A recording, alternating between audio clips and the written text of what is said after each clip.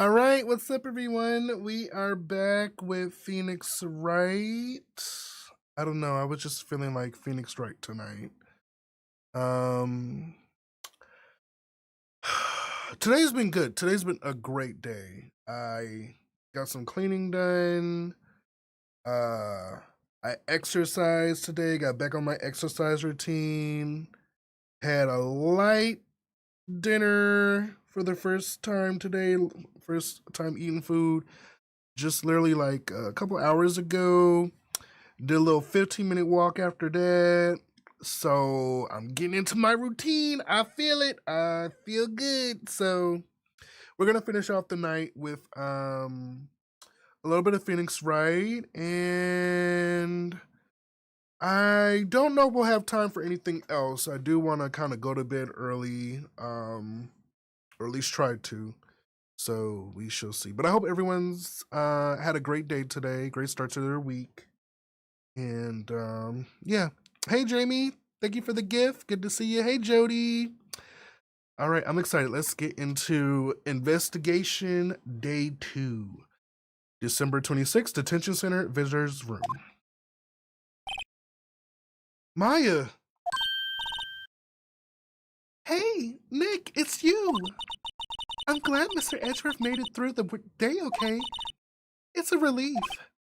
Hey, why did you do that anyway? I don't know.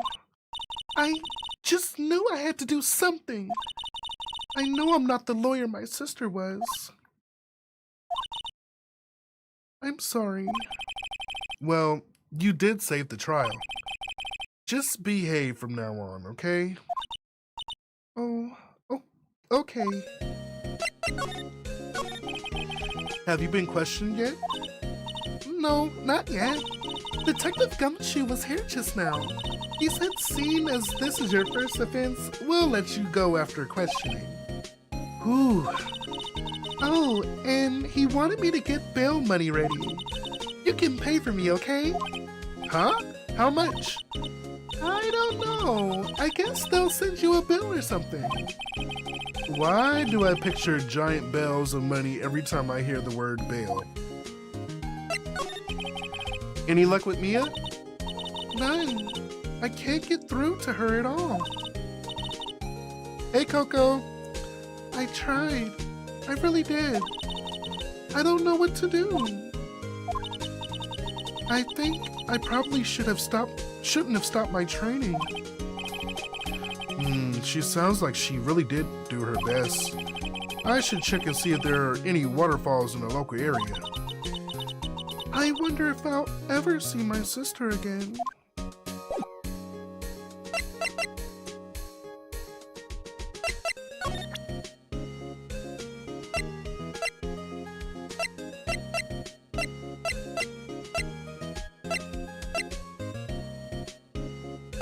Or if we're supposed to show her anything.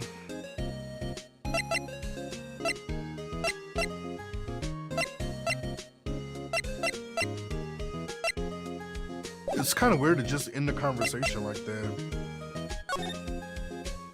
I guess I'll come back.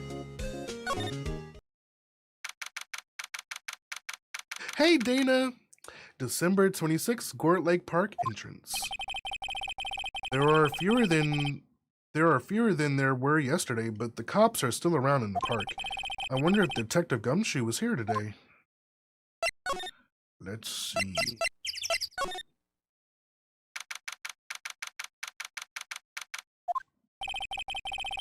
Haven't seen Larry around today at all. Probably off paying through the nose on a date with a lovely fiancé.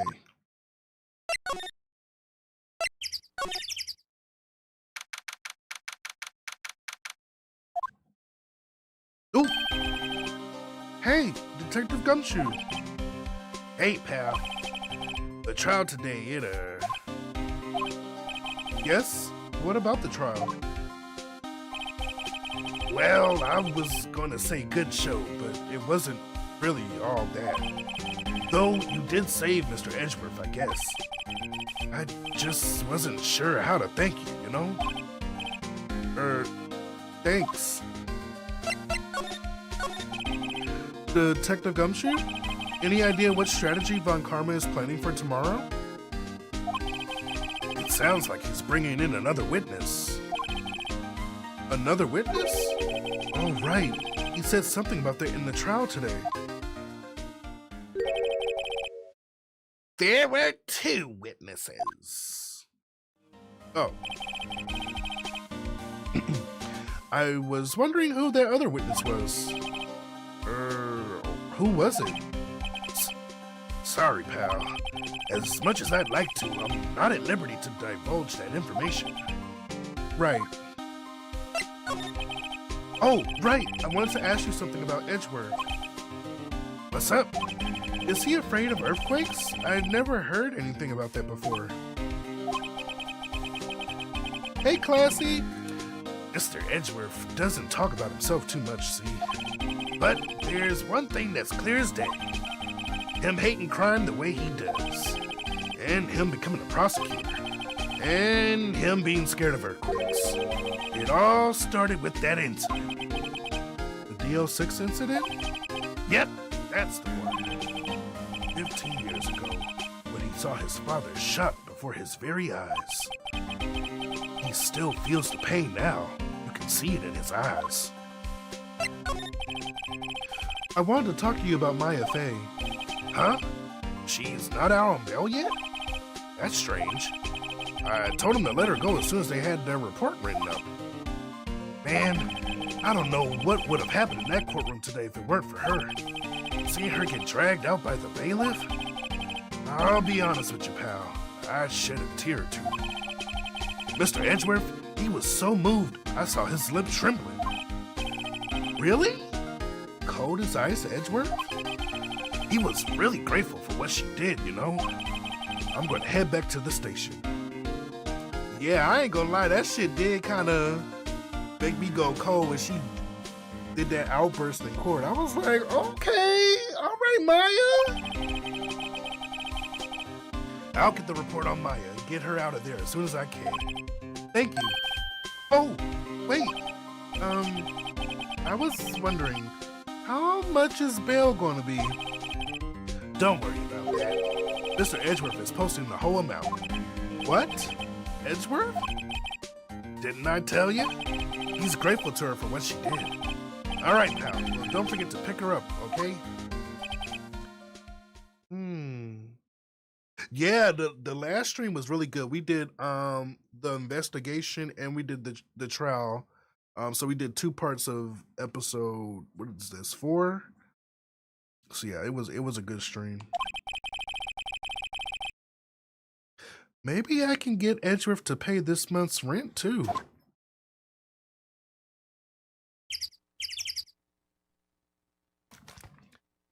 Down out when something falls over you.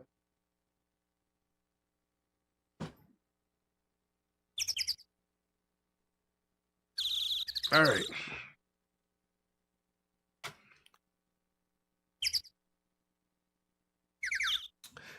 Hey, Keela. I hope you feel better. Am I feeling better? Oh, I'm feeling great today. Yeah, I ain't taking that medication. No, today I got on my routine. I worked out. First thing I did when I woke up this morning.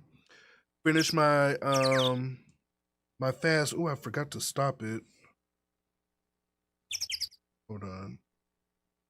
I ended at around 6.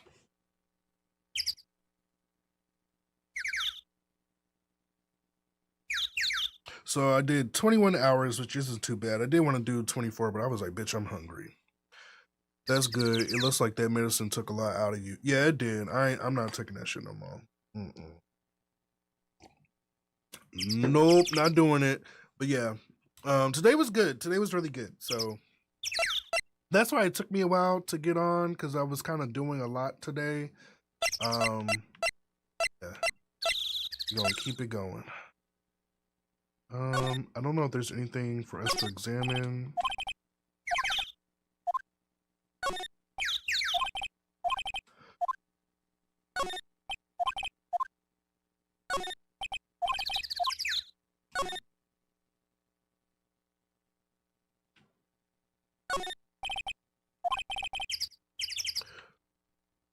Yeah, so Keela, who we gotta beat up?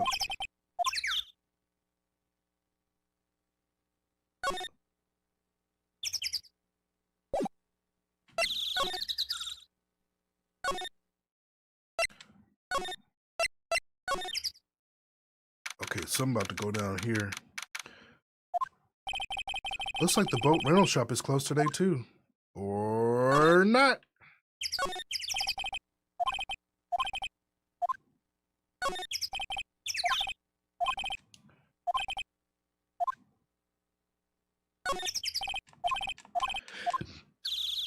Oh, come on, give me something.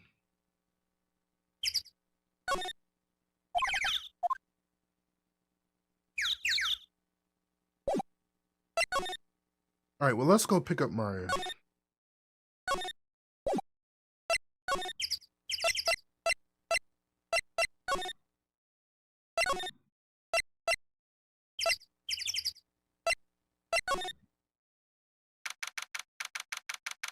One of my cats died, just grieving right now. That was my baby. Oh no!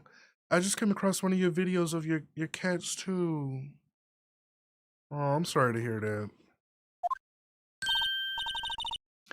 Hey, Nick, you finally came.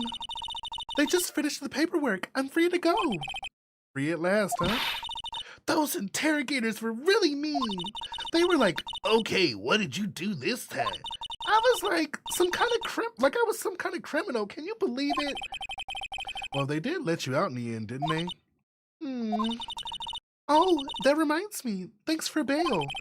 Thank Edgeworth. Huh? He posted bail for you. Said he was grateful for what you did. Mr. Edgeworth did that? I have to make it up to him.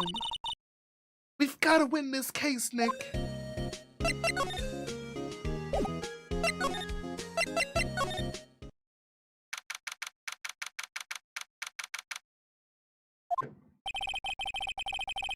Apparently, Mr. Grossberg is on vacation today. Well, I guess I can come back tomorrow if I need anything. Vacation?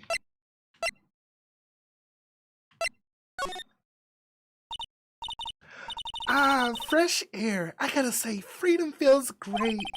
Behave yourself in the courtroom tomorrow, okay? Misbehaving's much more fun. It's not going to be so fun when Edgeworth refuses to pay your bail again. Right, I'll behave. Oh dear.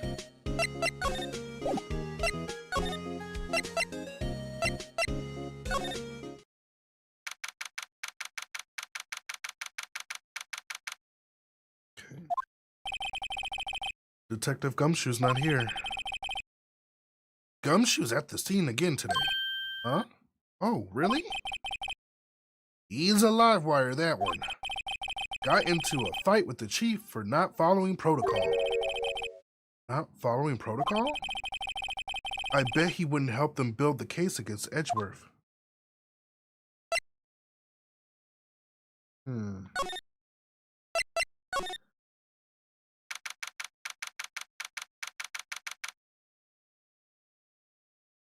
Hey, Kiki Curl. How you doing today? There aren't many cops around today, aren't there? They're probably back at the precinct working up a case against Edgeworth. Hey, y'all. Hey, it's Lana. Y'all really did it today.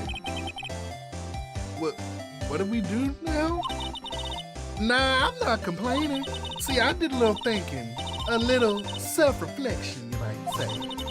I realized that being a witness is a mighty big responsibility. But I just went up there and started babbling any old thing that came to mind. Lotto. So, you see, I want to make it up to y'all. Make it up? What did you think of the trial? To be honest, I was doing it half just to say I'd been a witness, even though I didn't really see anything. I kind of convinced myself I had, though. I'm sorry, I know I caused y'all a lot of trouble. Well, memory is a tricky, vague little thing. Yeah, I sure know that now. I'll be fine the next time I witness a murder. Right. You mean the first time you witness a murder?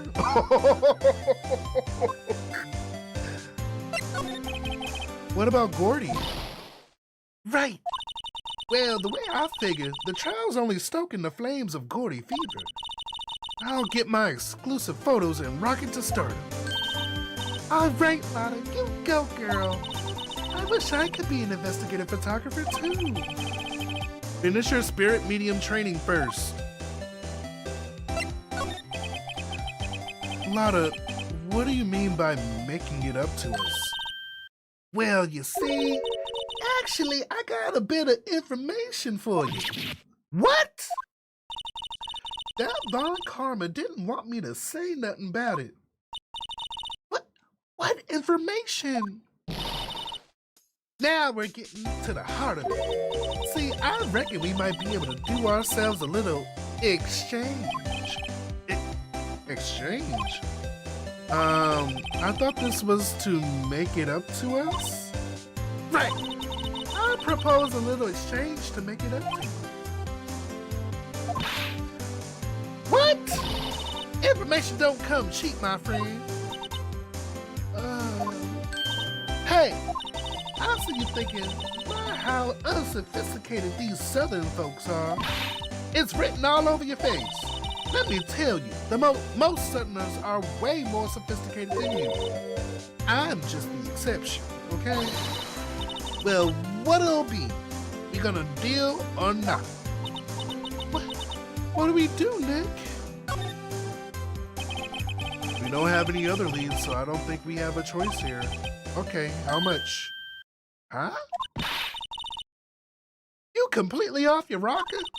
I may not be sophisticated, but I'm not trying to rob the poor. Huh? The only fair exchange for information is information. Listen good. What I need from you is information about Gordy. What? Whoa! Gordy? But Gordy doesn't... I mean, Gordy might not exist. Then bring me proof that she shows he don't. I'll be keeping watch from the car, okay? You see something? Y'all come to me first, got it? Okay. Right. See y'all later. Okay, Nick. Let's get hunting. Hunting? You don't seriously mean...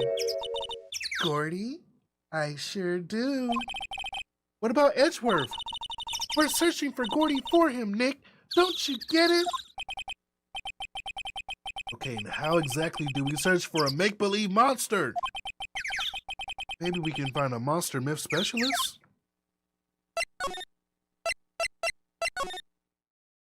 Oh!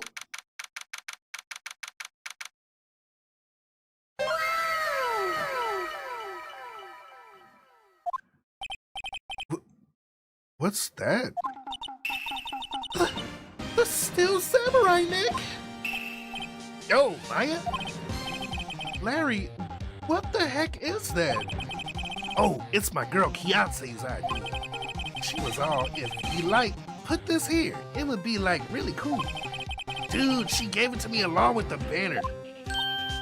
Wow, that's really impressive. She can find those for you. Well, she knows a lot of people.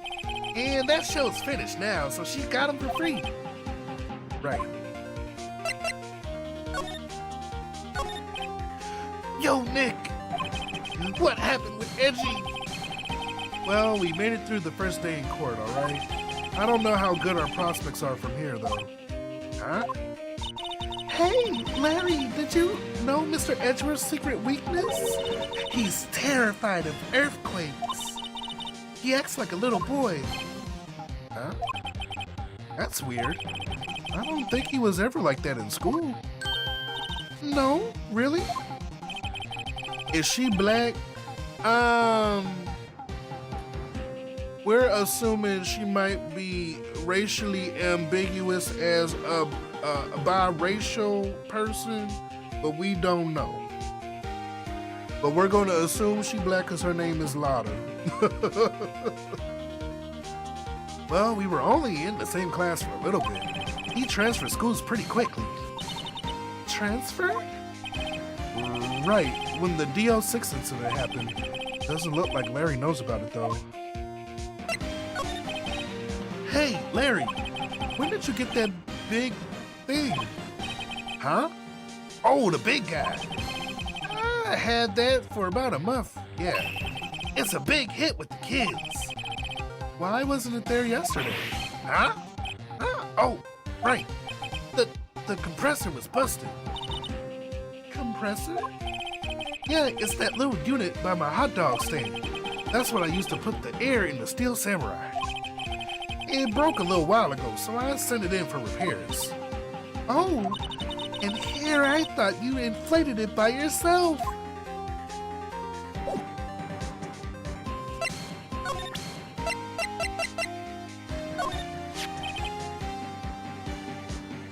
That's the guy that's selling my dogs faster than I can cook them.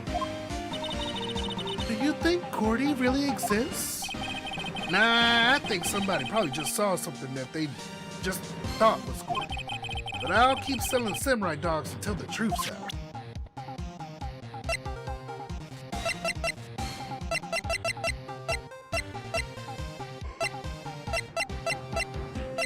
Alright, we ain't got nothing.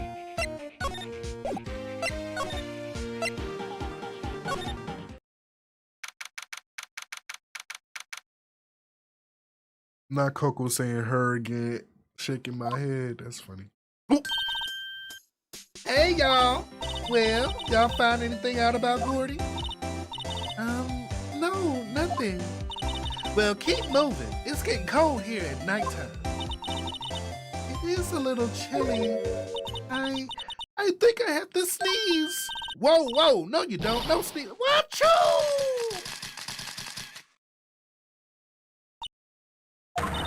I told y'all no sneezing.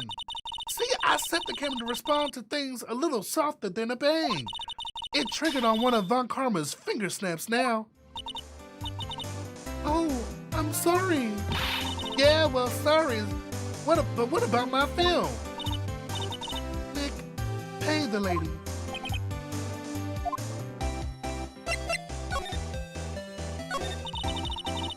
I learned something in today's trial, that's for sure. Testifying is serious business. That's why I decided not to talk about that case anymore. Huh? Whoa, didn't you say you had information about the case? Tell us that at least. Like I said, I traded for the dirt on Gordy.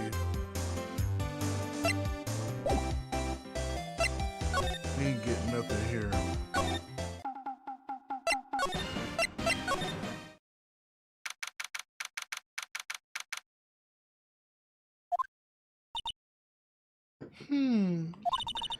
It's always so quiet here. I wonder if the boat shop is closed for good. Well, with the murder on the lake and all, they probably just taking a vacation till it blows over. I get it. No, we need to get into that boathouse.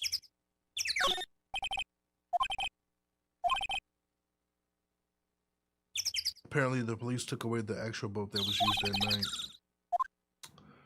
Okay. What are we supposed to do?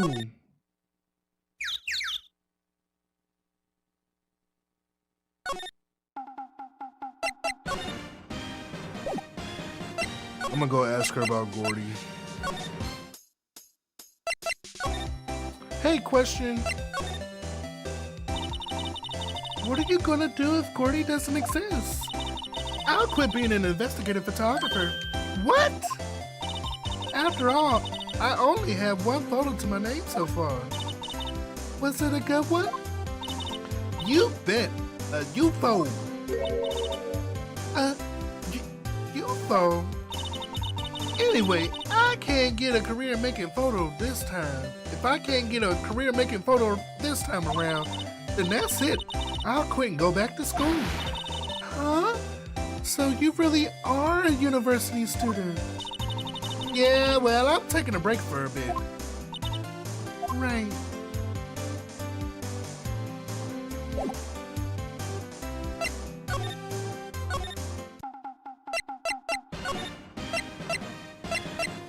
We got nothing. We got nothing.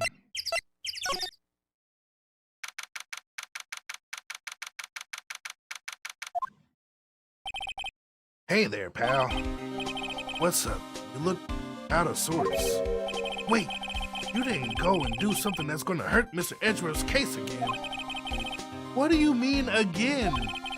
Whatever, have a seat, pal. I'm here for you if you need anything, besides money, that is. How's the investigation proceeding? It's not really. We have another meeting coming up. We're supposed to talk about Mr. Edgeworth's motive. His motive? See, Mr. Edgeworth's father died in the DO6 incident, and the guy who got the lone suspect declared innocent was the victim in this case, Robert Hammond. They're saying that's why Mr. Edgeworth shot him. And Edgeworth never talks about his past. I bet they'll drag that out and hit him with it in court, too. Poor Mr. Edgeworth. I gotta admit, doesn't look good, pal. Say, Detective Gumshoe, do you know Gordy? The monster down in Gourd Lake? Not personally, no. Well, we're looking for it. Huh? Are you out of your minds? You got time to go wild monster hunting. How about doing a little questioning for me then? Oh, Detective Gumshoe is scaring me, Nick. I told Detective Gumshoe about the deal with Lottie. Nick, try telling him sooner next time. Sorry. I see, pal. Sorry for shouting at you. Okay, I, Detective Gumshoe, will aid your search for Gordy. Huh? I'll loan you one of our newest secret weapons for finding evidence. Really? You can take whichever one you like. Okay, give us the goods. Hold on now, everything's in due time. First, let me show them to you. These are our best and brightest. Introducing secret weapon number 1, missile. Missile? He's a K9 police dog, still in training. Missile, here, boy. Oh, he's so cute. Here he is. Hey, he's cute. Look, Nick, cute dog. And this will help us how? Next secret weapon is number 2, a fishing pole. Here, this is my own personal pole. Detective Gumshoe, we're looking for a monster. Yeah. How are we supposed to catch a whole sea monster with a fishing pole? Never know till you try, pal. Okay, this next one is the last one.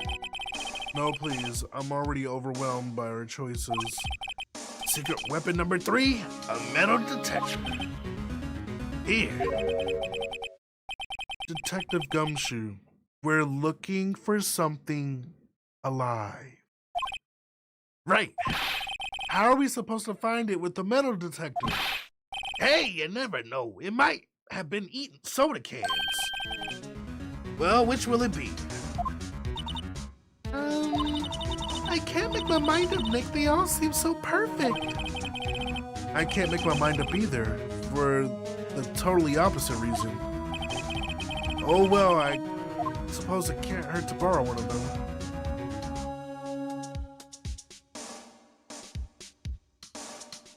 I don't know why, but my mind is leaning towards the metal detector, and being I've played this case already before.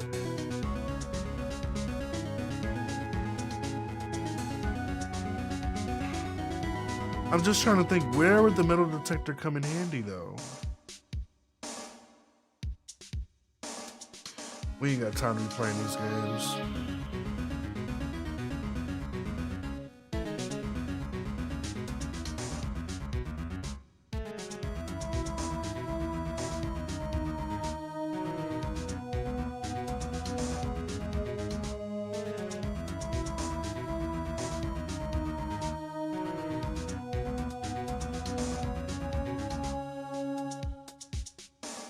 Okay, we're gonna take Missile.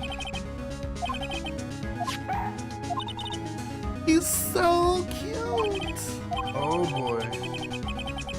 A K9 unit in training, very cute with shiny eyes.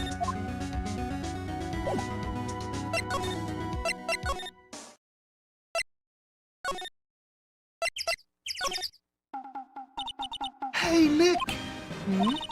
Missile's been acting strangely. Missile? Oh, right. That little creature of the detectives. Hey, I love little doggies. Good boy, good boy. Grr. Oh, what's wrong, Missile?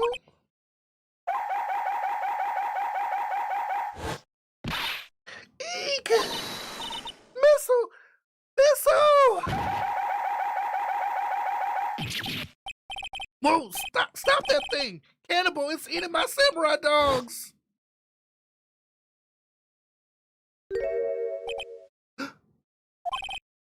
My samurai dogs.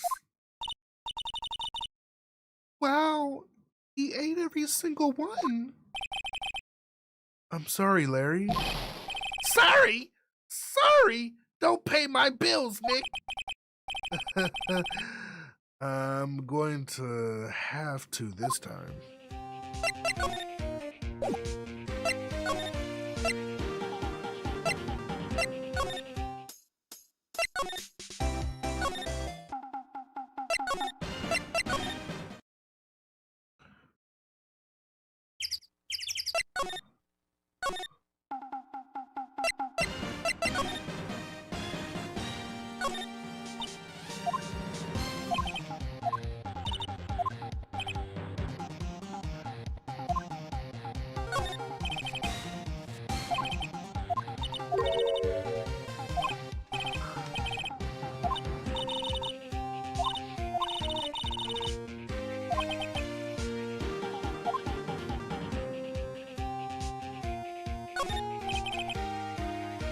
Those flags look sadly out of place here, flapping listlessly back and forth in the cold wind under a cold sky.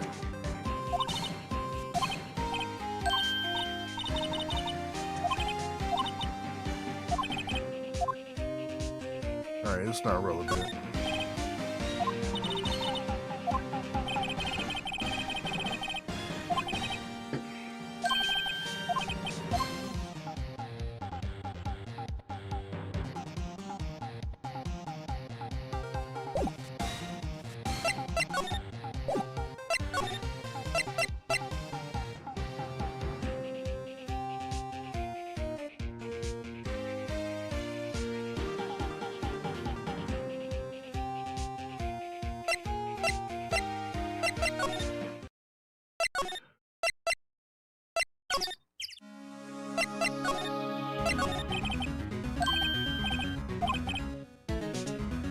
But I have to take the last one I let you. It's the permanent policy. Okay.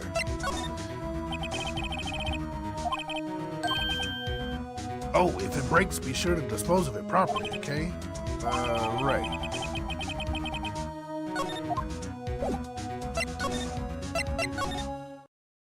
I guess we're going fishing?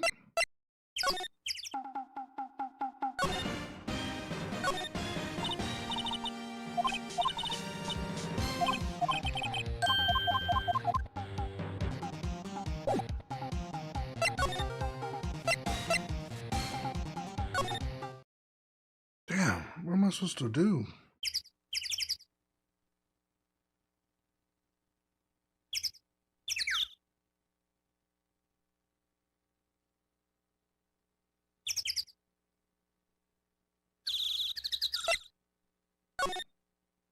Oh, I think this thing is just trying to give me an achievement by taking all the secret weapons.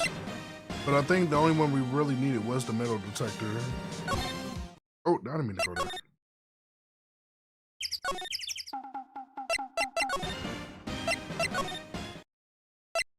Let's see.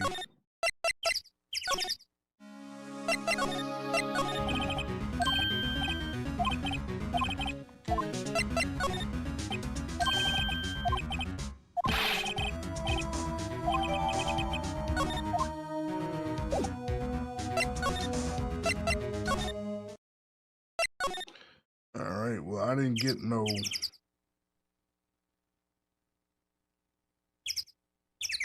I must have unlocked it already. Okay, move to the boat rental shop.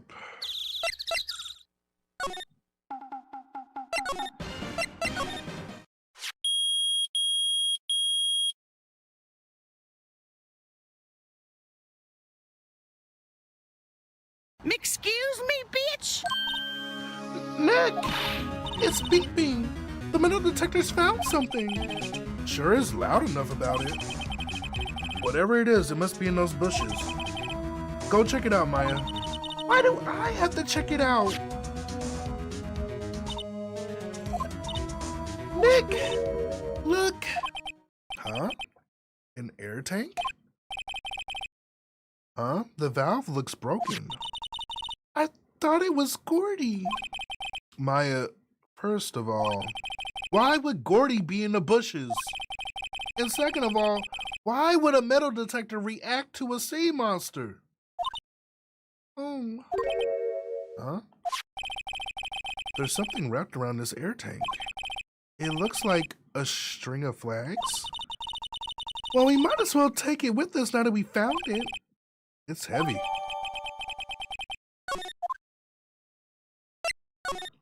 Someone got some explaining to do.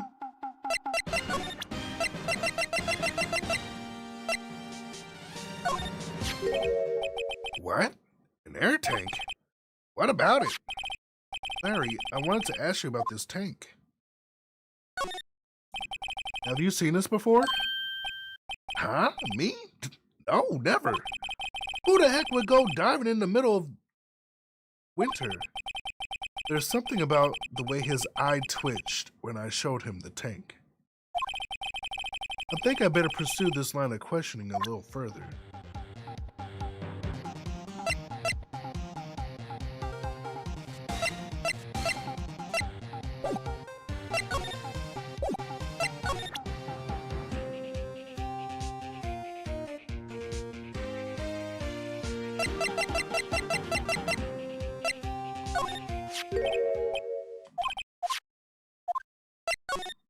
Is it yours?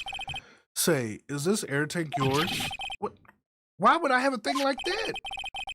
Look, see how there's a string of flags around the tank valve? It's just like the string of flags around your Steel Samurai there. But must be a coincidence. There are a string of flags everywhere these days, like elementary schools and used car dealerships. Look, why would I need a tank anyway?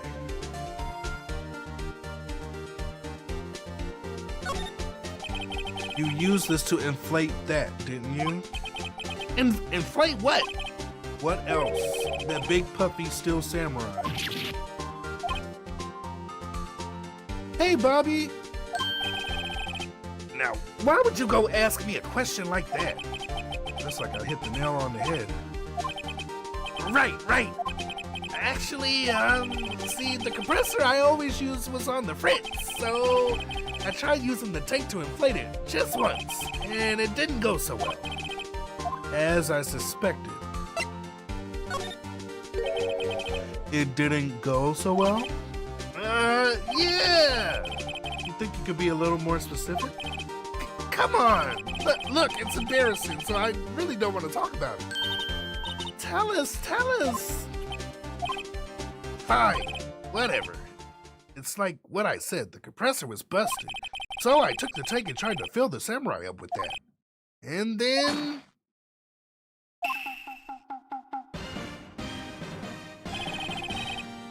the valve busted open and made this incredible noise. And that tank there took off like a rocket. It took my poor deflated Steel Samurai with it. What? Off into Gourd Lake? It sure scared me out of my gourd, that's for sure.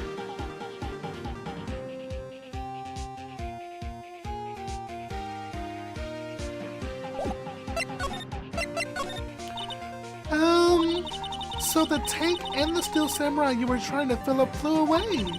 What happened next? Well, all that happened on the 20th or so. The 20th, a week ago. Now, as far as I could see, the tank went flying out into the lake.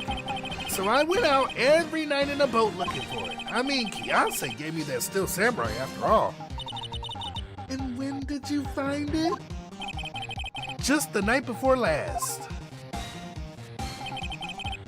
It flew out there. Took me 4 whole days to find it. The night before last was the night of the murder. Sorry for not telling you, Nick. Actually, I was here on the night of the murder. But you see, I went home before midnight. So you didn't know about what happened? Oh, that's too bad. It's not all bad. We've solved one mystery at least. A mystery? Maybe we should go tell her.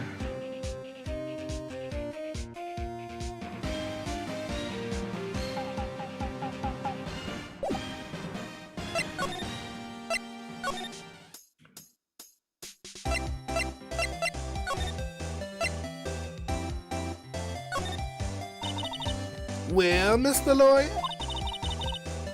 I've got the info y'all need. Y'all got the scoop on Gordy for me yet?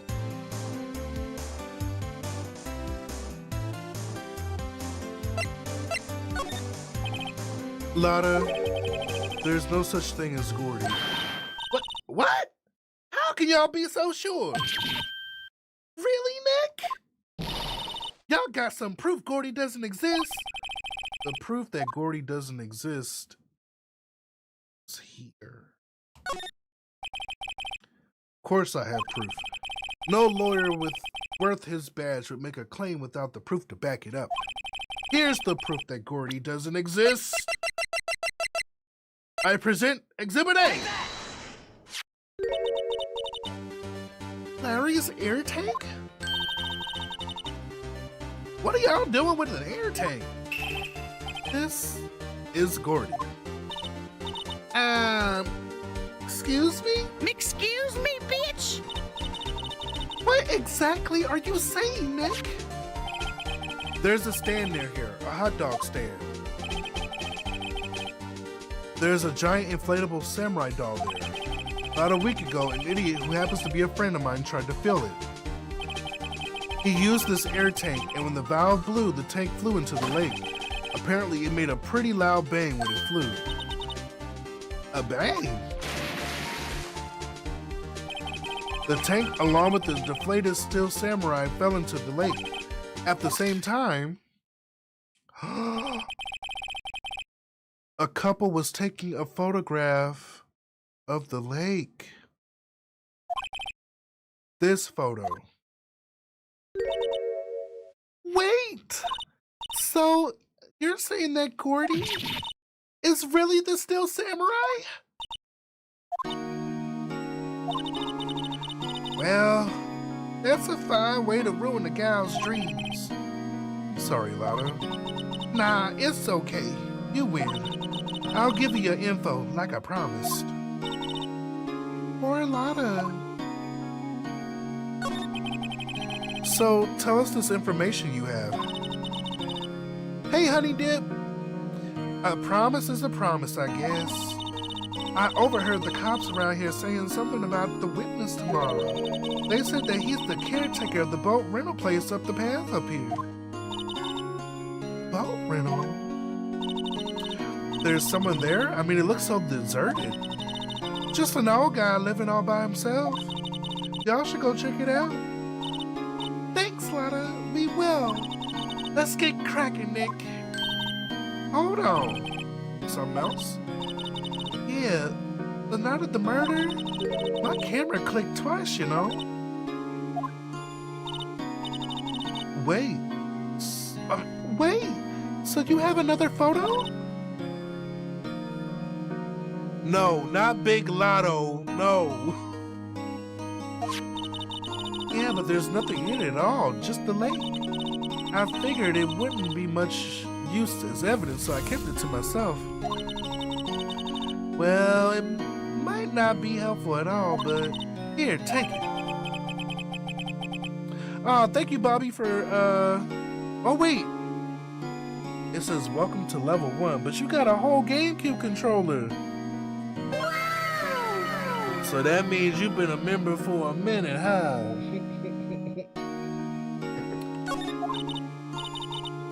Appreciate the support. Bye now, y'all take care. Time for me to pack up and leave. Oh, I appreciate that. Poor Lotta. It's all Larry's fault. The legend still lives on, I guess. The legend? Yeah, the legend of Larry, familiar to all who know him for any length of time. When something smells, it's usually the butts. Oh, now I get your message now. That's funny. Someone should whip their butts into shape. To the boathouse. That's why I hit now.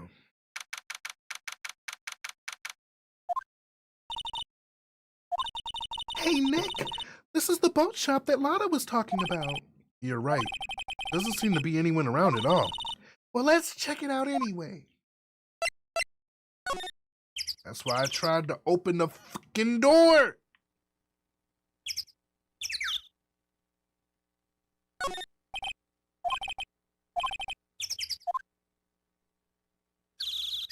What am I checking out? What am I checking out? What do you want from me?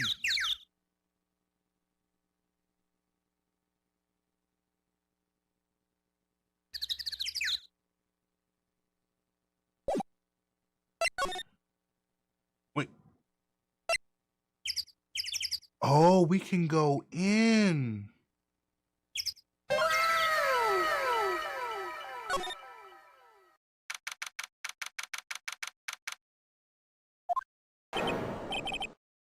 Meg, that you?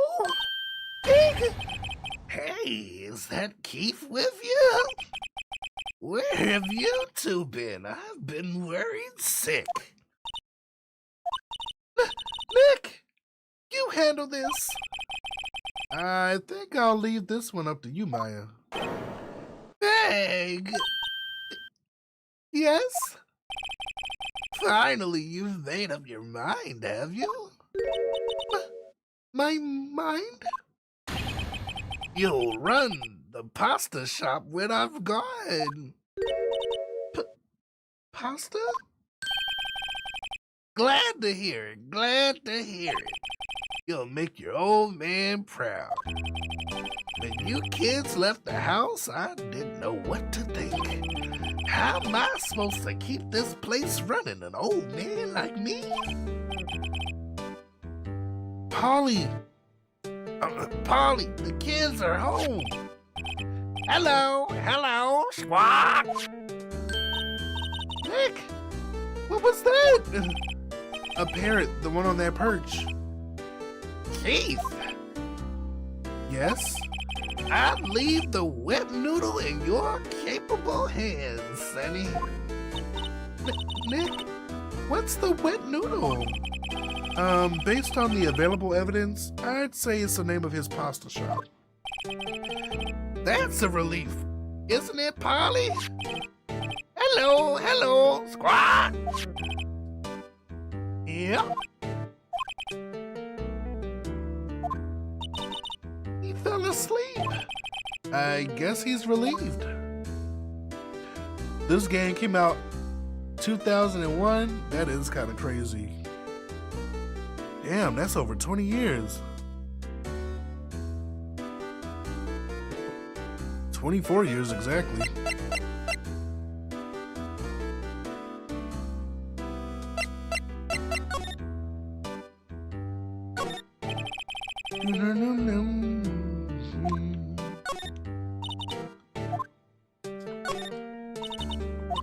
You know what? The music is so simple, but it's kind of catchy.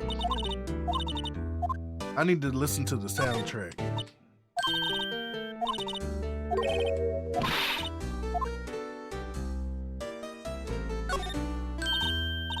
Wow, what an amazing parent that is. Good morning.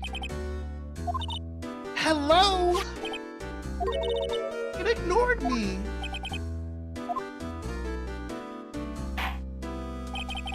What? You forgot Meg? You gotta call her name first. Her name? Polly, how you been? Hello, hello, squawk. Beep, beep. So the parent's name is Polly. Too bad all she can say is hello. Ha ha ha! Old Polly can say lots of things. You just need to know the secret words. The secret words?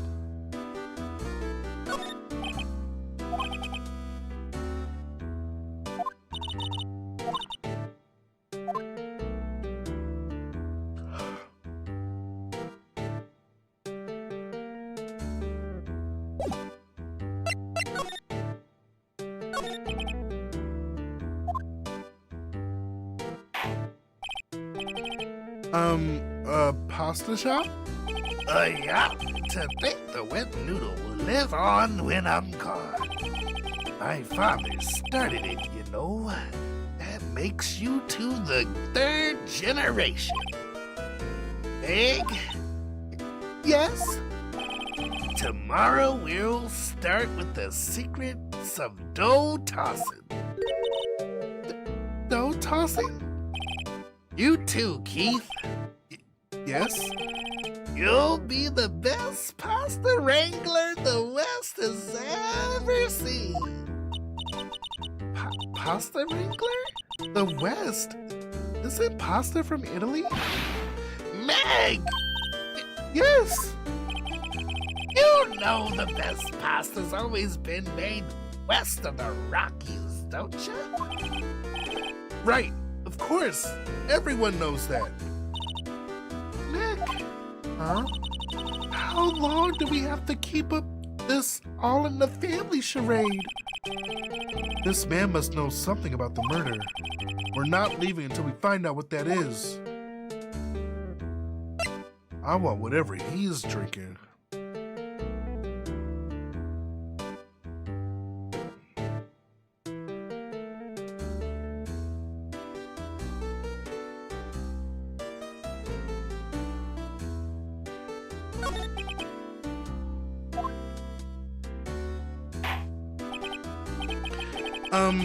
This is a boat rental shop, right? What are you talking about? This here's the Palace of Pasta, the wet noodle. Oh, now that you mention it, I haven't gotten many orders for spaghetti lately. All the kids come up and say, "Yo, dude, we want to ride in one of your boats." That's why I keep them boats out there.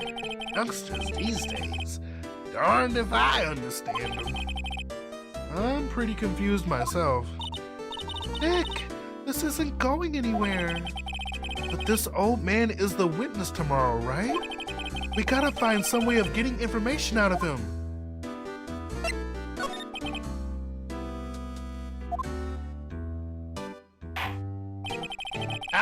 My memory's gotten worse of late. That's why I just tell everything important to old Polly here. Everything important? I wonder. Polly, what's the number to the safe? 1228, squawk! All right. Hey, Polly, watch it, will ya? See, Nick? All it takes is a little clever thinking. And a criminal mind. Quick, Nick! Write that number down! Hey, don't get me involved in your little heist schemes.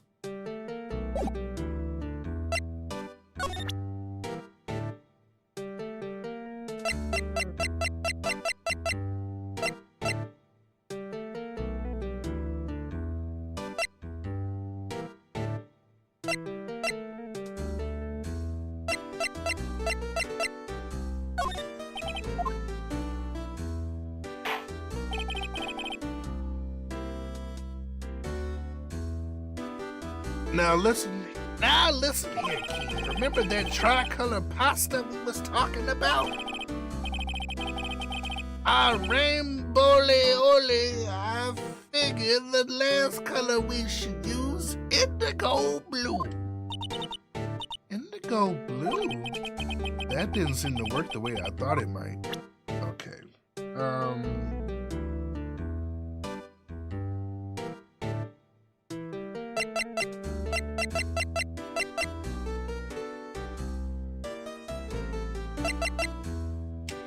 Hey!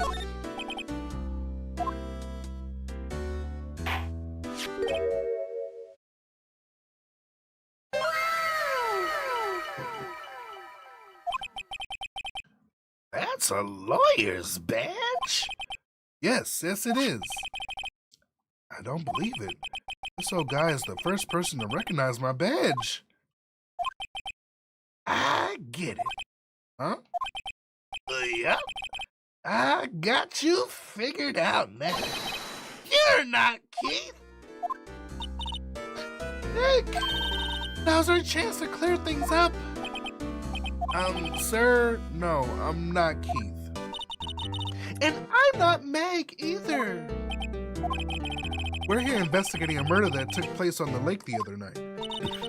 Please help us. A lawyer, huh? Please, mister. All right, I'll help. But on one condition. What's that? When this case is over and done, you'll run the wet noodle. Okay, we promise. Nick! Are you sure about this? Hey, anything to get this case solved. Also, who wouldn't want to eat Phoenix noodles? I guess so. That's my boy. Good for you, Keith. Wait, didn't I just say... You too, Meg. Yes? You bring a tear to your old man's eye, you know. Now, what was that you wanted to know? Speak up, Polly. Hello, Squawk.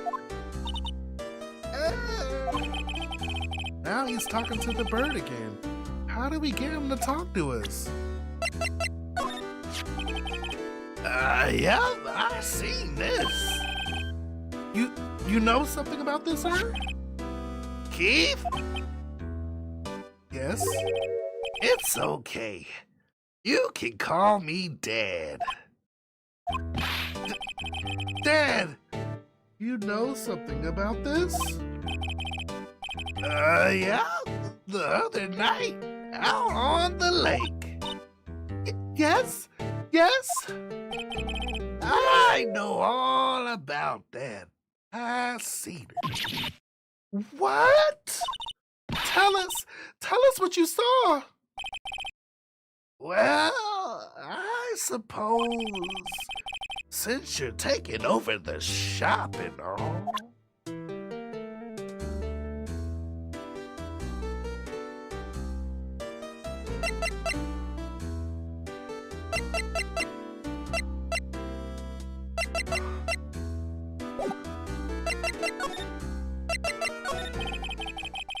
I forget the time, but it was pretty dark outside. Probably night. Yup. It was after midnight, but okay. Then I heard this bang. So I looked outside. Then I heard another one. Bang.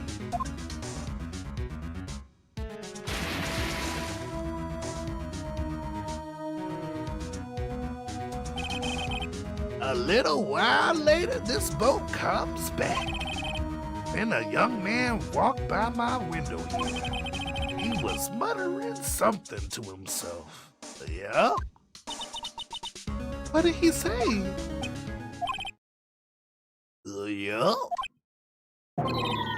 I forgot. I'll remember tomorrow by court time. Promise. We need to know earlier than that. You know what? Little Terry was just here. Terry? Yeah, that kid next door. You always used to make him cry, remember? He was wearing this tattered old coat. Got himself some whiskers growing out of his face. He must have been talking about Detective Gumshoe. He comes up here and tells me to come down to court tomorrow. Really? Somehow, I don't think we're going to get much useful information from this guy. Maya, maybe we should be leaving. I think you're right. Oh, wait, I have one more question. Huh? Polly, have we forgotten something? Squawk! Don't forget DL6! Squawk! Huh? What did she just say, Nick? One more time, Polly. Don't forget DL6! Squawk! What? The DL6 incident? Hey, mister! I mean, Dad!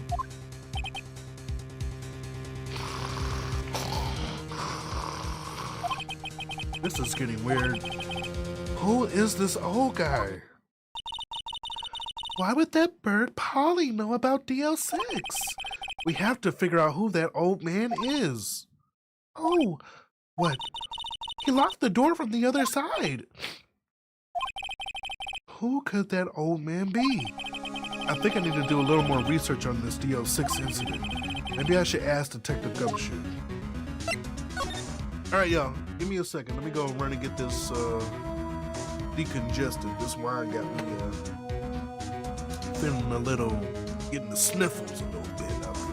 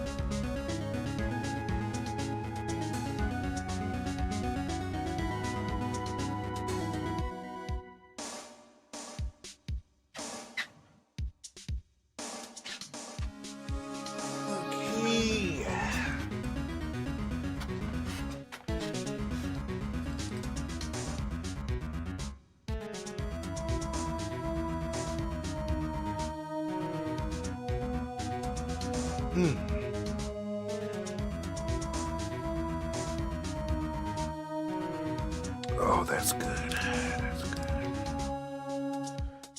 Drugs.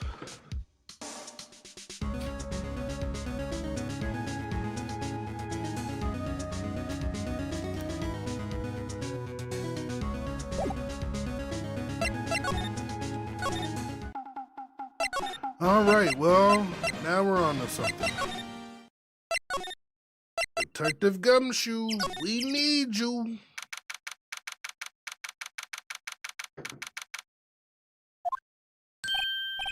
Hey, pal. Long time no see. You don't look so happy. What's wrong this time? Actually, we wanted to ask you something. Yeah? You know the boat rental shop down at Gord Lake? Oh, yeah. The old man who runs it is appearing as a witness in court tomorrow, right? Huh? How did you... that was supposed to be top secret. Do you know who that old man is, detective? Actually, I don't. He's a bit of an odd bird. I haven't been able to get a straight answer out of him. I decided first that he wasn't persuasive enough to stand and testify as a witness. That's why we called Miss Lotta Hart yesterday. As for who he is, we have absolutely no idea. Sounds suspicious.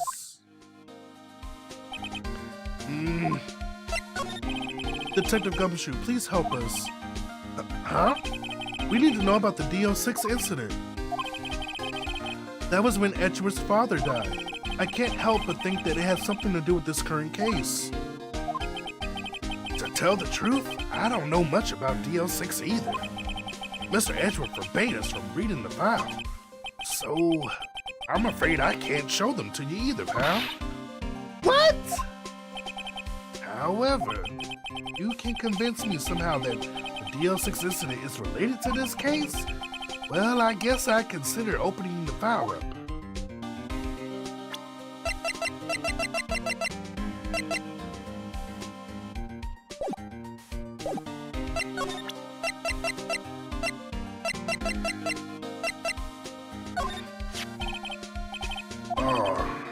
The old man at the boat's rental shop's parrot. The parrot knew about that incident. That incident? DO6. What? Polly, have we forgotten something? Squawk! Don't forget DL6! Squawk! Huh? I'm pretty sure that old man must have taught her that word. Yeah, but how would that old man know about DL6 incident? Wait, what if? What if that old man was connected to DO6? Nick, you think he might be? I get you. Sounds like you need information on the DO6 incident. Through there is the station's records room. I'll give you special permission to go in there and find what you need. All right, way to go, Detective Gumshoe. Okay, Nick, to the records room. I guess it's time we face the Edgeworth's past. How the hell did we get special? What?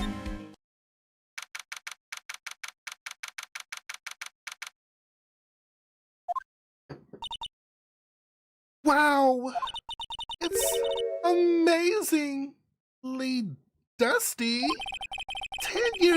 10 years of files and 10 years of dust, I guess. Let's find that DO stuff quick.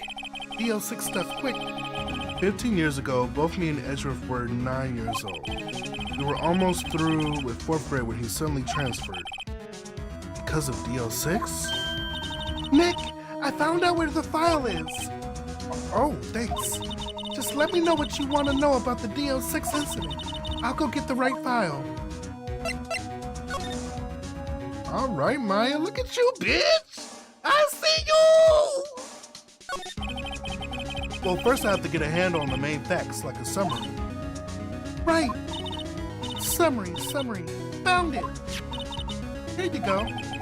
December 28th, 2001. That's exactly 15 years ago from the day after tomorrow. So in 2 days, the case is closed. The incident took place in the elevator of the district courthouse. What? Is it the same district courthouse we've been holding the trial now? Looks like it. There was a large earthquake at 2 p.m. on that day. Part of the courthouse building collapsed and all of the lights went out. Wow, that was some earthquake. At the time, 3 people were trapped in the elevator. It took 5 hours for them to be rescued. 5 hours? That would be scary like that in the dark. There was a lack of oxygen in the elevator, and the survivors were unconscious. The survivors? One of the three in the elevator had been shot in the heart. That was Mr. Edgeworth's father. That was Mr. Edgeworth's father, wasn't it? Sorry, I'm so caught up in the tea, I'm like, yo, what? He said that his father was shot before his very eyes. So, Miles Edgeworth was one of the other passengers in that elevator. Do you have data on the victim, Edgeworth's father? Yeah, hold on. Victim. Here, found it. Gregory Edgeworth, 35, defense attorney. If he were still alive, he'd be 50. He had lost that day's case in court and got in the elevator with his son Miles. Miles? Miles Edgeworth, of course. So he was in the elevator with his father. From the angle of the bullet and other evidence, it could not have been a suicide. The murder weapon, a pistol, was found in the elevator. The pistol had been fired 2 times. Where have I heard that before? Huh? It sounds just like this current case. What's going on here? Wait, the gun was found inside the elevator, but it couldn't have been a suicide?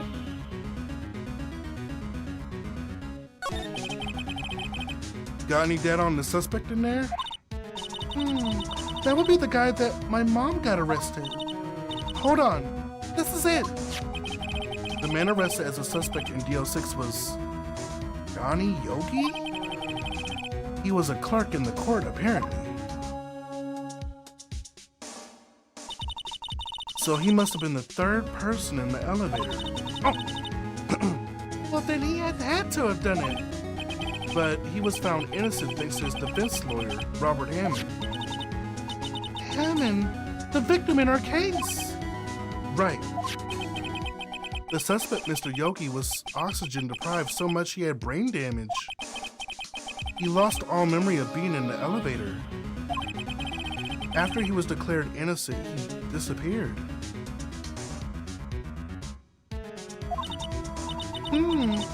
Where could Yogi have gone to, I wonder? He may be closer than we think.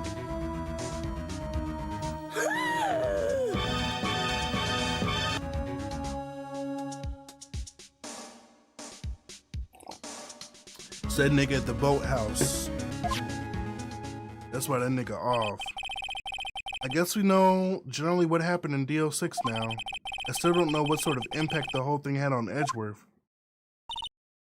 Nick, are we going to take the whole file? There's too much, we'll never get it out. You're right. How about we just take what we think we'll need?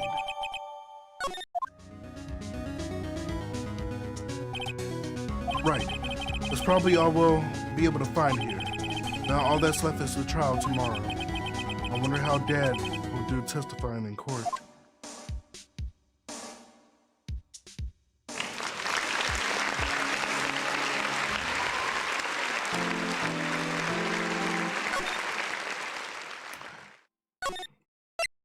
Oh yeah, we're going to court. We going to, after all of that, we definitely going to court. Let's go.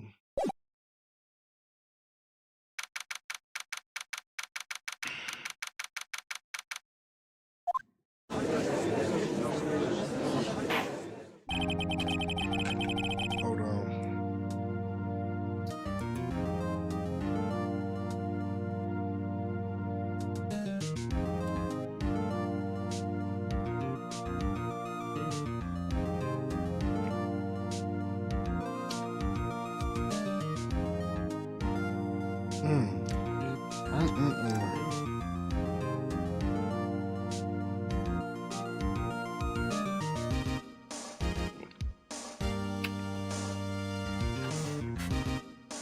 Court is now in session for the trial of Mr. Miles Edgeworth. The defense is ready, Your Honor. Very well. Apparently, the prosecution is also ready. Who is the judge here anyway? Mr. Von Karma, your opening statement. Very well. No opening statement, so... Not so fast, Judge. I was taking a meaningful pause before speaking. Right, of course. A prediction. Today's trial will end 3 minutes from now. Order! Order! Mr. Von Karma, what is the meaning of your statement just now? Bah! Must you question everything? It'll be over in 3 minutes. We have no time to waste. Call our... Sorry, y'all. Been a little ahead of myself. I'll call my witness now. Right. I call my witness, my decisive witness to this day. It's that mysterious boat shop owner. Witness, state your profession.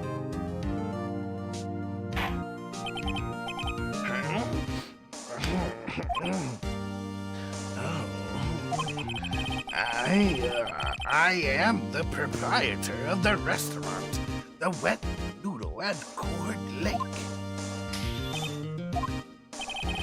And I also rent boats. The night of the incident, you were in the boat rental shop, correct?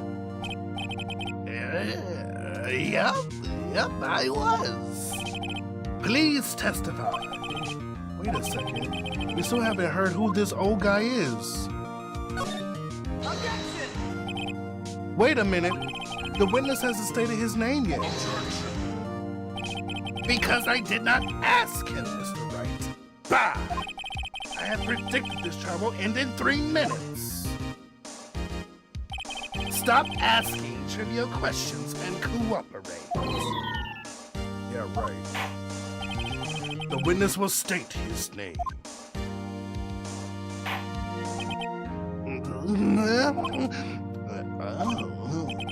Well, I'm not really sure. Yup. What do you mean? My memory, Your Honor, the witness does not remember anything beyond the last several years. Ergo, he cannot recall his own name. Can't recall, you say? Yes, but the incident in question took place 3 days ago. He can testify. Very well. Let's hear his testimony then, shall we? Witness?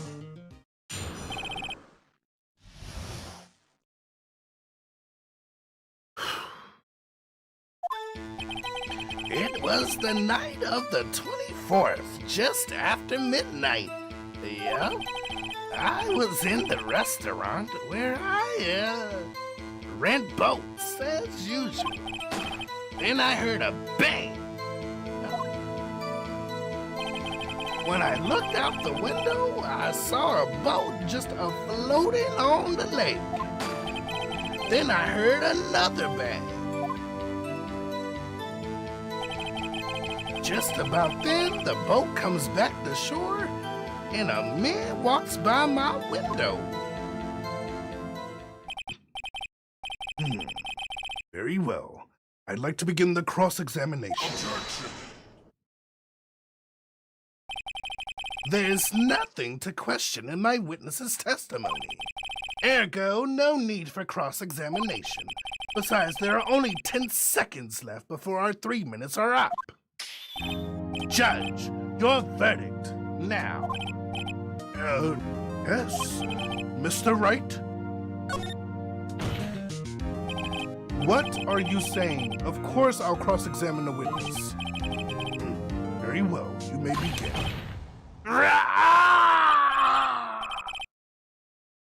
Excuse me, Mr. Von Karma? 3 minutes just passed. I see, well, then Let's just take our time. You may cross-examine the witness. Bitch.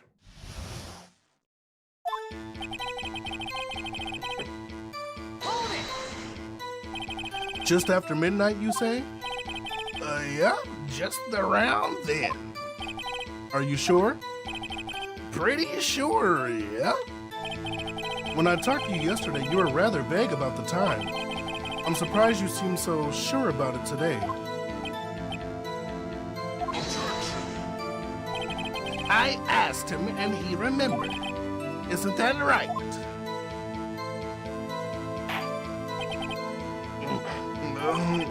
Don't glare at me like that. I remembered it clearly, I did, yeah. You see, continue.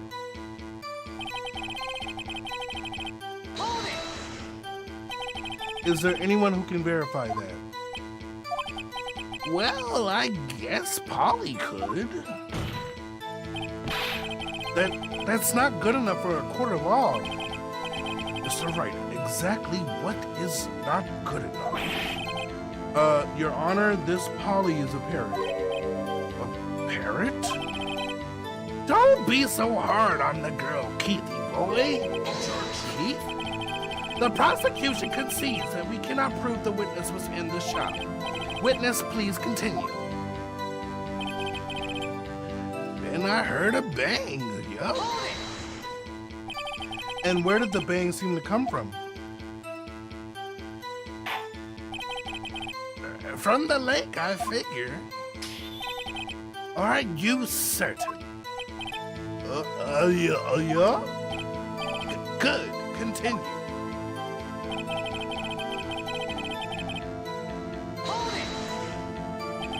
Was there someone in the boat? It was pretty far out there. I couldn't see clearly.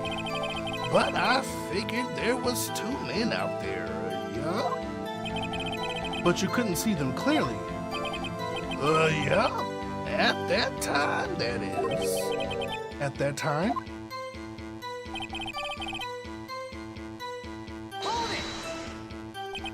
So you heard 2 gunshots total? Yeah? That's what Lotta said in her testimony yesterday. Just about then, the boat comes back to shore and a man walks by my window. By your window? Yeah, by my window. Right outside the window of my little shack. And could you see the man's face? Well, the fog was pretty darn thick, but he was right there in front of me. I saw him. This is a rather important detail. Please add it to your testimony. Tisk, tisk, tisk. I have a bad feeling about this. That man was the defendant. He was saying, I can't believe he's dead. If I know Von Karma, he spent time preparing his witness. I'm not going to find contradictions very easily in this testimony. Ooh, it's tough being a lawyer. All right, y'all, we can do it.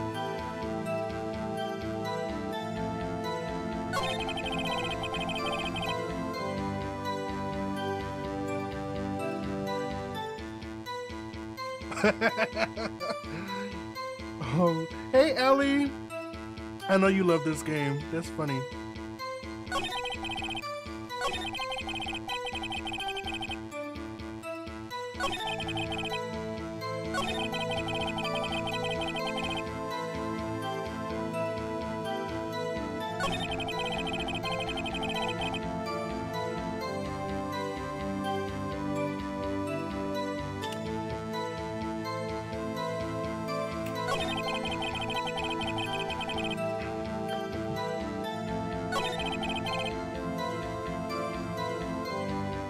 I don't know.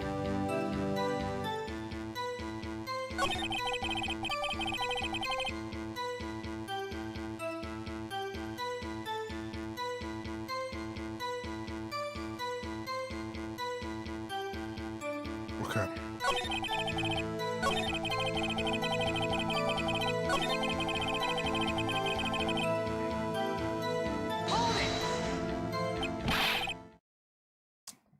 Your skin is glowing. You looking slick. Okay. Girl, you know, just been drinking my water and staying out of trouble. Minding my black-owned business, you know. Thank you. Are you sure? Uh-oh. Dad! Dead certain, Keith. He said, I can't believe he's dead, as he was walking by, too.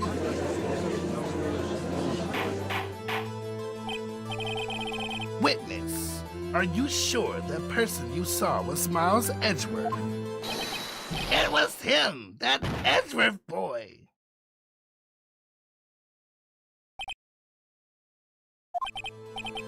This sounds like decisive evidence indeed. I see no room for doubt. Is this the last game for the night? It depends on how long this trial goes. He lured me into cross-examining so he could set me up for a fall. Tisk, tisk, tisk. Nick, I don't like the way things are going here. Oh, you watched the anime too? Oh, it's long? Yeah, I kind of figured that. This is a long case. No, I'm not trying to finish the case, but I am trying to finish at least tonight, like, this trial. Like, how many days of the trial is there? This has to be it, right?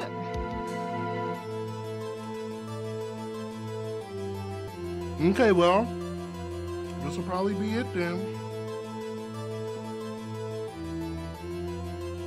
Don't worry, I got plenty of wine left. Let me go ahead and get my little...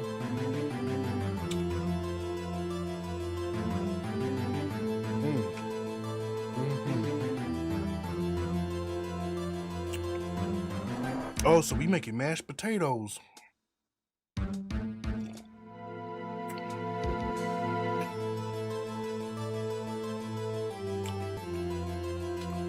Everyone in the courtroom is glaring at us.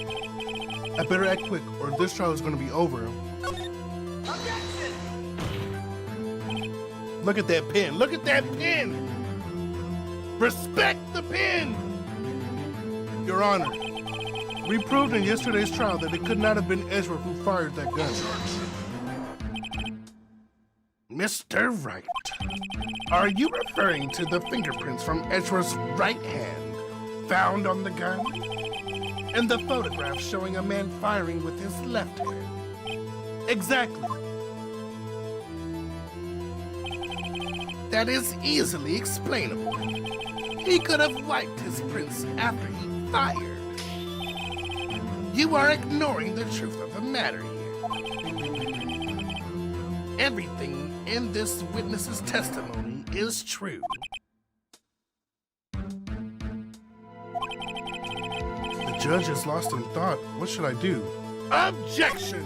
Objection! Your Honor, the witness claims that Edgeworth said, "I can't believe he's dead." But his word is all we have. If he were telling a lie... Mr. Wright, in the court of law, the evidence tells all. Apparently, you haven't yet to realize even this basic fact. If you say his testimony is a lie, show us proof. Ugh. Nick, do we have evidence? It's no good. There's nothing I can do. Are you sure? To be honest, I don't know what to do anymore. Please, can you hear me, sis? Please, we need your help. Nick needs you. Tisk, tisk, tisk. 3 minutes was perhaps too high in expectation. However, 15 minutes isn't bad. This must be a new record.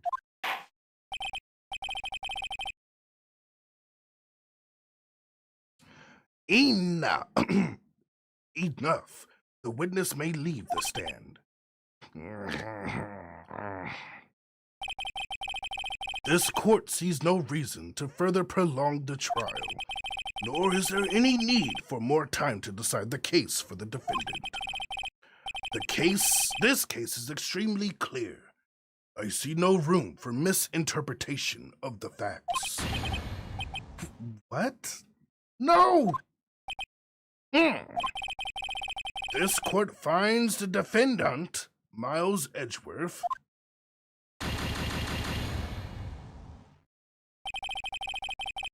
the accused will surrender to the court immediately, to be held pending trial at a higher court within a month from today's date. That is all. This court is adjourned. Huh? What? Wait!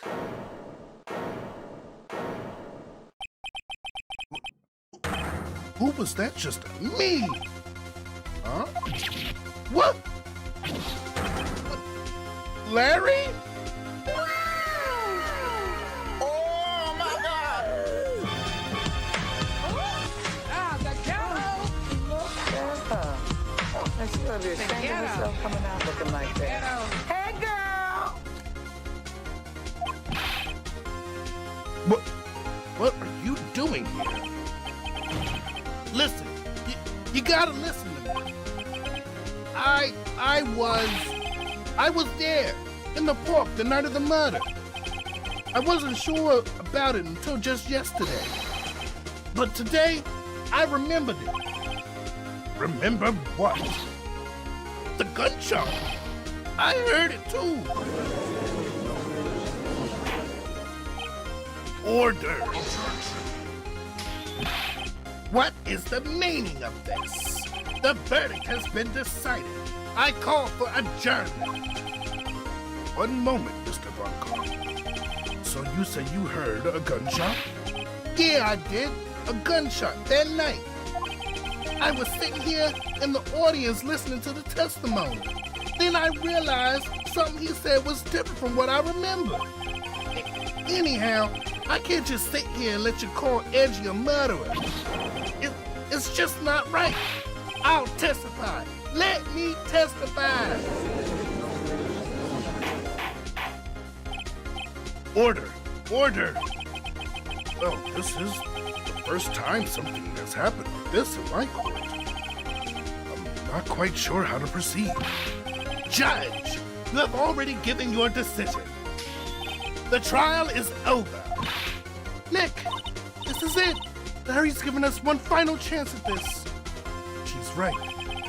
If only it wasn't Larry, he could make things even worse. Mr. Edgeworth was just declared guilty, Nick. It doesn't get any worse. You're right. Okay. Your Honor, if there's another witness, it's our duty to hear him speak. Right here, right now. A waste of time.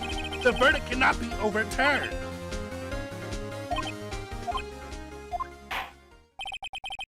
Allow me to speak my opinion.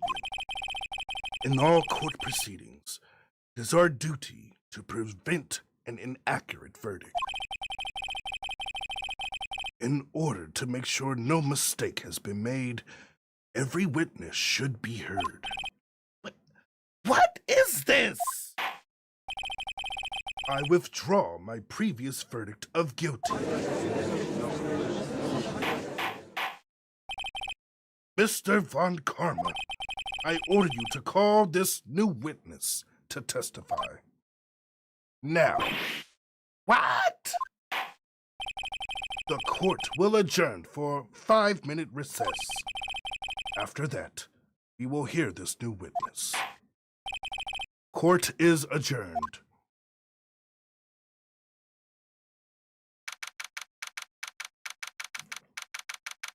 Y'all was right. This one is juicy. I ain't talking about this fruit, bitch.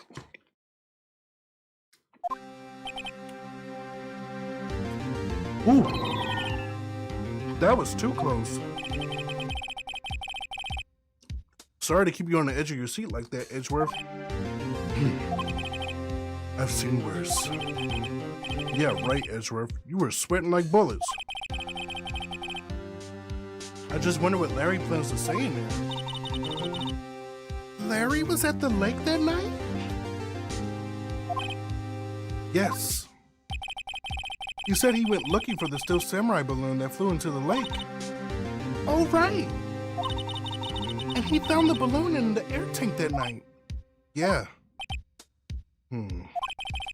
Hey, Edgeworth. You say something, right? Yeah, a lot of things.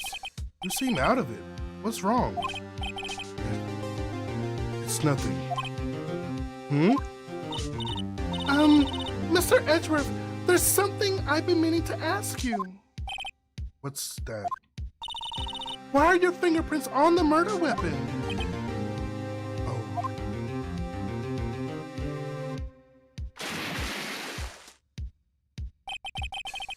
When he fell into the lake, I went into a daze. I couldn't understand what had happened. I couldn't think straight. Then I saw the pistol lying on the floor of the boat in front of me. I picked it up without thinking. I didn't have a reason, really.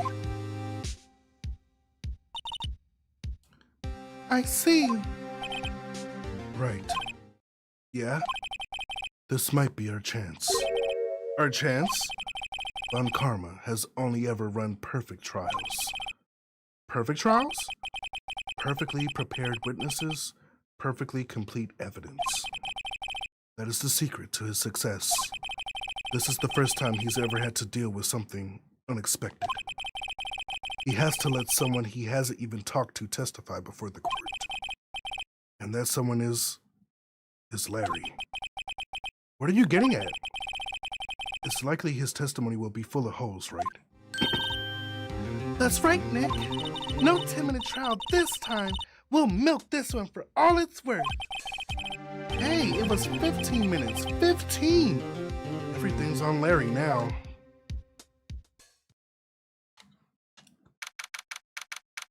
Oh, shit. Hold on, y'all. I'm going to pour it up. It's about to go down.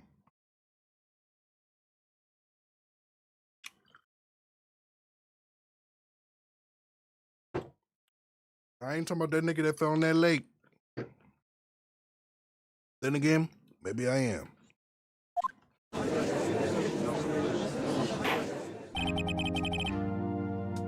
Court is now back in session. Witness, please testify to the court about everything you saw on the night of December 24th. Right.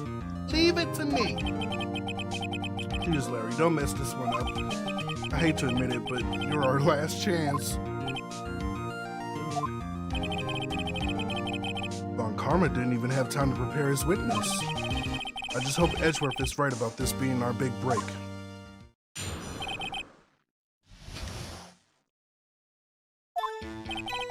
That night, I was out in a boat on the lake. I was looking for something, and I found it. So I quietly slipped the boat back into the rental shop deck. Then, just as I was thinking about going home, I heard this bang. I looked out over the lake, but I didn't see a boat. So after I heard that single gunshot, I went home.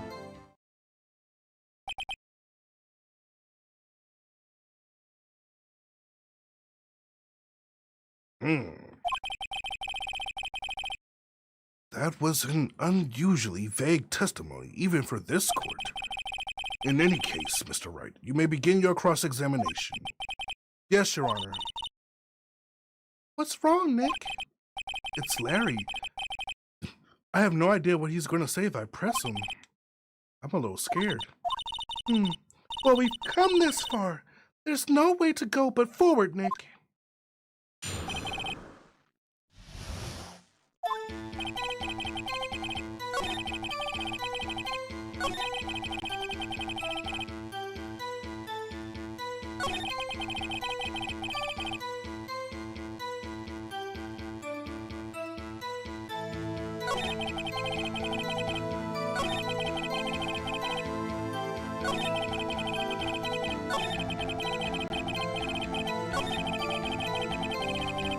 Look at his face. Look.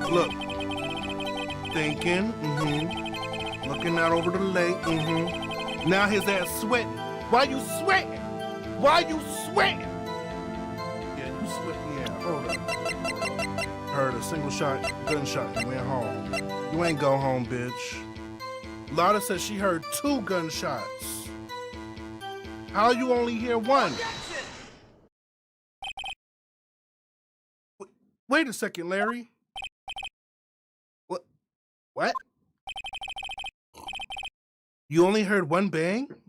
You're sure? That's what I said. But Miss Lotta Hart testified yesterday that she heard 2 bangs. And the old man just now said the same thing. They both heard 2 gunshots that night. Huh? Were you even listening? Were you paying attention at all to what they said? Yo, Nick, please. Huh? You know something's been bothering me. I'm a witness, see? I'm like a customer here. So you gotta treat me nice and stuff, okay? Mr. Butts. What? You only heard 1 gunshot. Are you sure? Well, to tell you the truth, I'm not sure. Not sure? How could you not be sure? Yeah, well, I might have missed the other gunshot.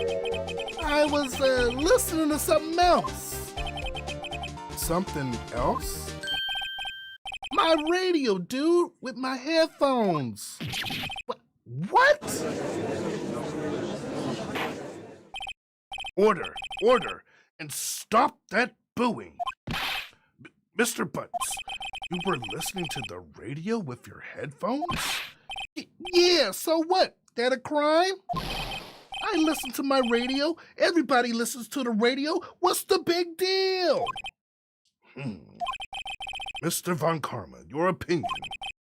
Waste of time. I do not accept this witness nor his shoddy testimony. Well, Mr. Wright, should he continue his testimony?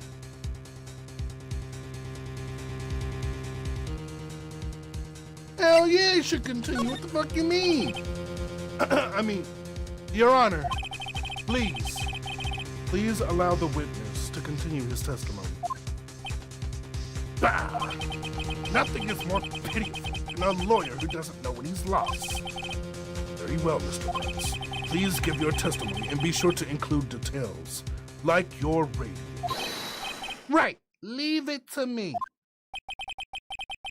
I wouldn't if there were any other way out of this, believe me. The dialogue is too good. It's lonely being alone on Christmas Eve. That's why I was listening to an all-request show on the radio, see? I was listening to it real booming loud, like, but I'm sure I heard that gunshot. I remember exactly what the DJ was saying when I heard it, too.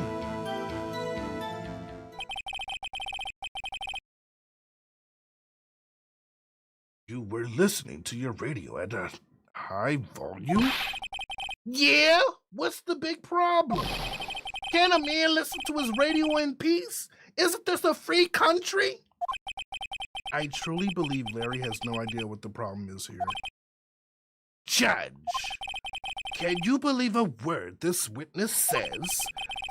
What he heard was probably nothing more than a drum beat from the radio. True enough, it is difficult to believe this testimony. Wait, Your Honor. The witness says he remembers exactly what the DJ said when he heard the gunshot. Excuse me? DJ? An announcer, the guy who says things on the radio. Anyway, what this means is when he heard the sound, no music was playing. The DJ only talks between songs, so he could have heard the gunshot from the lake. I'd like to cross-examine the witness, Your Honor. Very well, Mr. Wright. Can't believe I'm continuing this charade.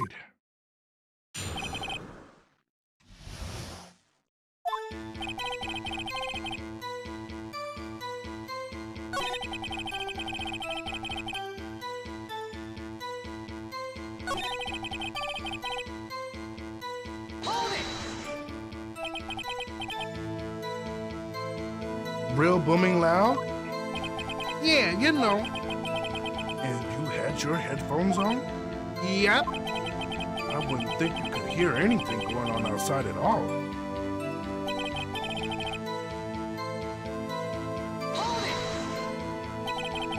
Can you prove that? No, of course you can. Nah, I can't prove it, but I remember that moment real clear. I mean, while I was talking about it, It came back real clear to me, you know?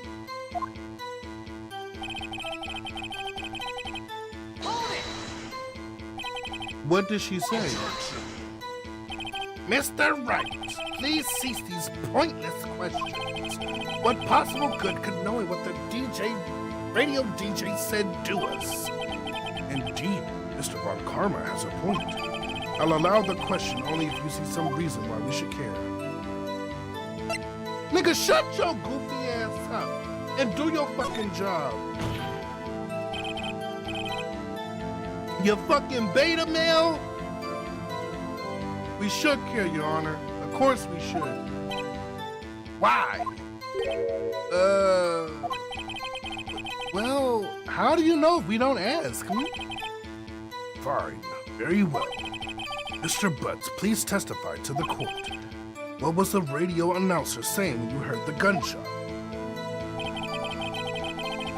Just when she said, hey, it's almost Christmas, I heard the gunshot.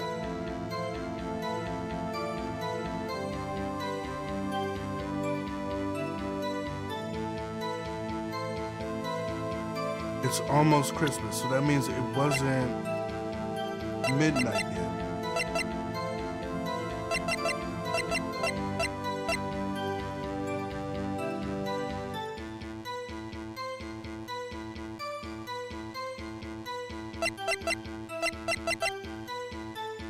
Lotta said, I heard two sounds like gunshots just after midnight.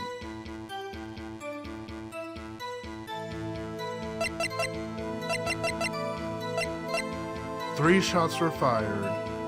Everybody heard two gunshots. What about the third? Hope this is it. Good night, Clancy. Wait, time for me to go to sleep. Girl, it's only 10 o'clock. Don't tell me I put you to sleep that easily. Larry, are you absolutely sure what you're saying is correct? Huh? What's with the face? You look scary, dude. Hey, if you're trying to scare me, you better know I don't scare that easy. Something the matter, Mr. Wright? Your Honor, did you hear what the witness just said? The DJ said, hey, it's almost Christmas when he heard the gunshot. Indeed, and almost Christmas means it wasn't Christmas. Do you realize what this means? When he heard the gunshot, it was still Christmas Eve. That would seem to be the case, yes? It's a good story you're reading me, so I have to turn you off. Have a good night. But that contradicts the two testimonies we have heard so far, Your Honor. Both Miss Hart and the old man said it was after midnight when they heard the shots. In other words, when they heard the gunshots, it was already Christmas.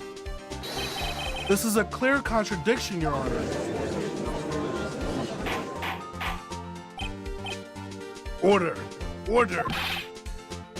What does this mean? The two prior witnesses heard gunshots after midnight. However, this witness says he heard a gunshot before midnight. Judge, the answer is simple. The current witness is plainly mistaken. Just look at him. Suspicious. What? Well, Mr. Wright, what do you think about Mr. Butt's claim he heard the gunshot before midnight?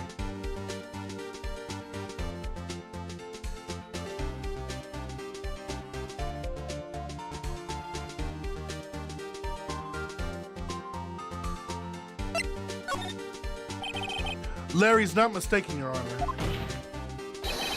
He heard that gunshot before midnight. Got it right?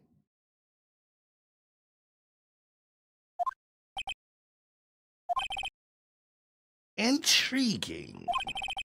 I'm assuming you have evidence for this wild claim. Show me evidence there was a gunshot before midnight.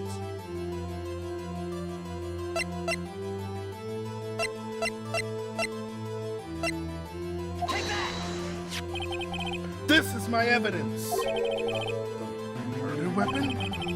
Something about this pistol was bothering me, Your Honor. Both the witnesses who testified yesterday heard 2 gunshots. However, the murder weapon was fired 3 times. When then was the last shot fired? Only now I have realized the truth. That 3rd shot was the shot Larry heard just before midnight. Order! Order! I guess that would make sense out of yesterday's testimony. Bah! You waste our time again with your empty statements. Yes, the pistol was fired 3 times. But do you have any proof that it was fired before midnight? Do you have any proof that the witness didn't just think he heard something? Indeed. Well, Mr. Wright, there's no turning back now. You have evidence that proves there was a gunshot before midnight? Do you have evidence that proves Mr. Buck wasn't just hearing things?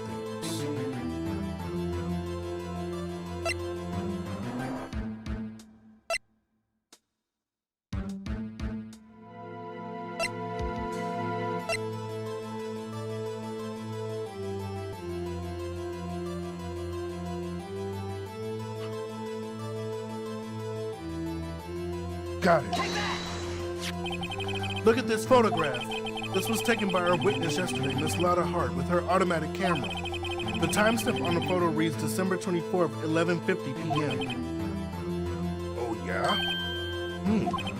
But there's nothing on the lake in this picture. Your Honor, the real issue here is not why nothing is shown in this photograph. It is why this photograph exists at all.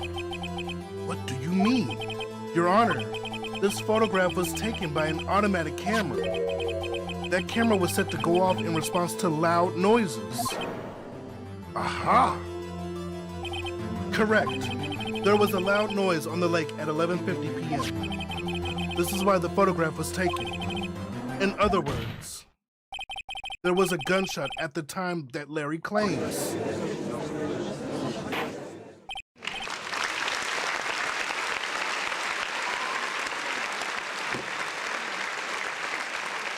Order! Order!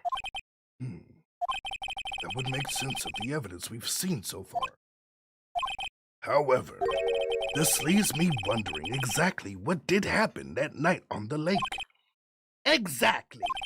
If this is true, there were 2 sets of gunshots, separated by 25 minutes. One at 11:50, another at 15 minutes after midnight. Why, I ask you, why? Uh-oh, I better think of something quick. Wait a second. Gunshot separated by 25 minutes. Ah! What's wrong, Nick? I have it! I have it! Huh? Remember the case with the Steel Samurai? Huh? Yeah, of course I remember. The murderer in this case has the same idea as the murderer in that case. What do you mean? Maya! Yes? If we don't figure this out now, we'll never overturn Edgeworth's guilty verdict. I've got a hunch, and I'm gonna run with it. Right! I mean, is this safe? Safe? We already gotten a guilty verdict. We got nothing to lose. You just watch, and let me know if I say anything that sounds fishy, okay? Right, Nick? Your Honor. Yes, Mr. Wright. The testimony just now has cleared up this entire case. I don't know where he's going with this. I don't know. What do you mean, Mr. Wright? Tis, tis, tis. So you finally realize the truth. There can be no other murderer here than Mr. Miles Edgeworth himself. Wrong, Carmen. A man was shot that night, but it wasn't Edgeworth who did the shooting. Listen, rookie. Take a deep breath and consider the facts. At the time of the murder, one boat was on that lake. This was shown by the witness's photograph. The defendant, Edgeworth, and the victim, Robert Hammond, were on that boat.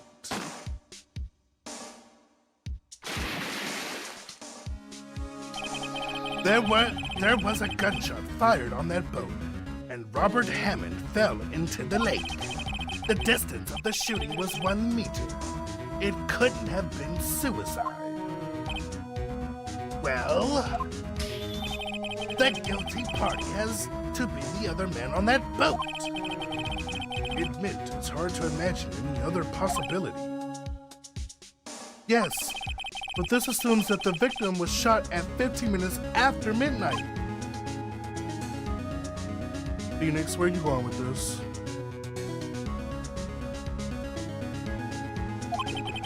What do you mean by that, Mr. Wright? We have photographic evidence of the time of the shooting. The timestamp on the photo says 12:15. But Larry heard a gunshot 25 minutes before that. Robert Hammond was killed then, 25 minutes before the shot on the lake. Let's see. When the guy was shot, he fell into the lake. Edgeworth was on the boat, but he didn't shoot him. But he was talking to... Wait, what the fuck? I don't know.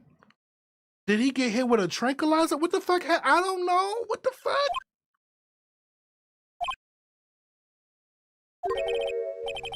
Mr. Wright, are you quite mad? Explain who the two men on the boat are.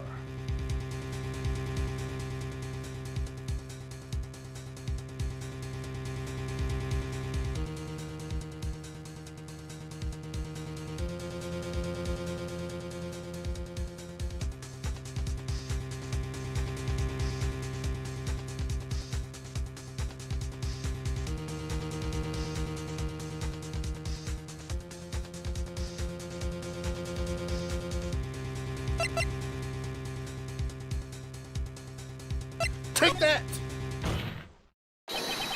Of course it was Edgeworth and the murderer. After the murderer killed Robert Hammond at 11:50, he assumed the guise of Mr. Hammond and met Edgeworth. Yeah, that's what I was going to. That makes entire sense. What? Are you serious? Yes, Edgeworth won't tell us why he went to the lake that night. However, I have a hunch. That night, Robert Hammond called Edgeworth to the lake. Now, Edgeworth didn't know Robert Hammond's face that well. That's why he didn't suspect anything when the murderer took Robert Hammond's place. I'm not sure what to make of all of this. Ludicrous! Mr. Wright, tell us the name of the murderer then. The murderer's name? Right. It's...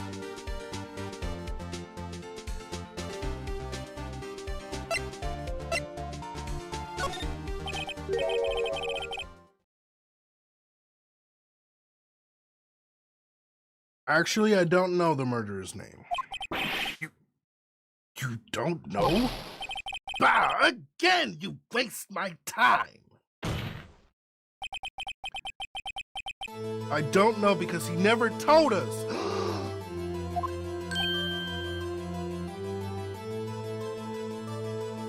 Oh my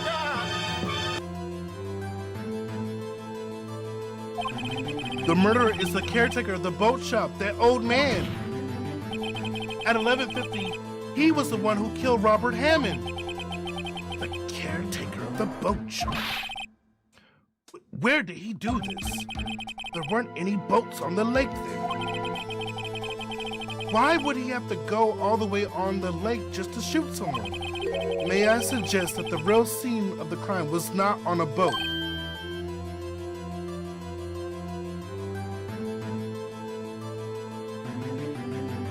Yeah, okay. Okay.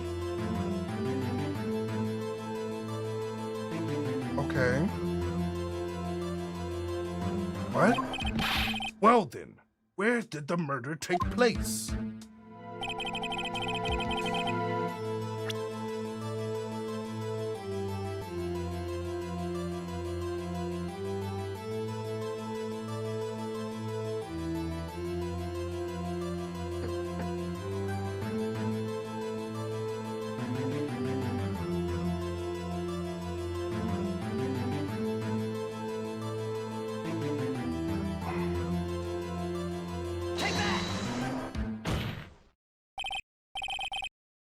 Here, of course, the boat shop where he lives. I hope I got that right.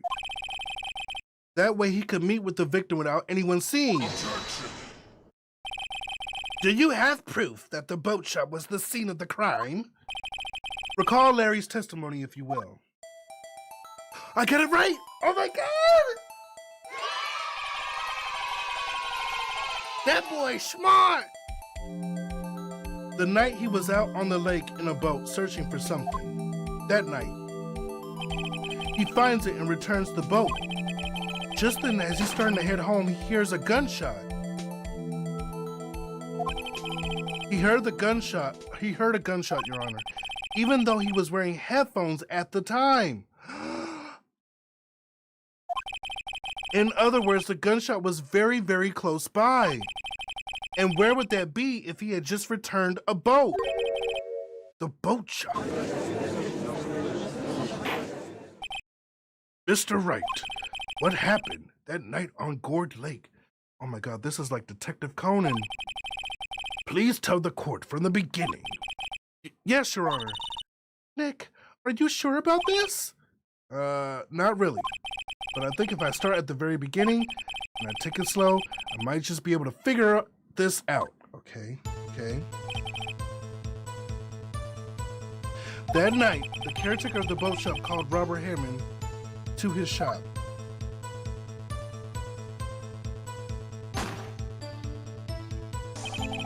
This was around 11:50. That was when the gunshot that Larry heard was fired. After that, the caretaker put on Robert Hammond's coat. He became Robert Hammond. Then he got in the boat with Edgeworth and went out into the middle of the lake. Then who fired the pistol on the boat?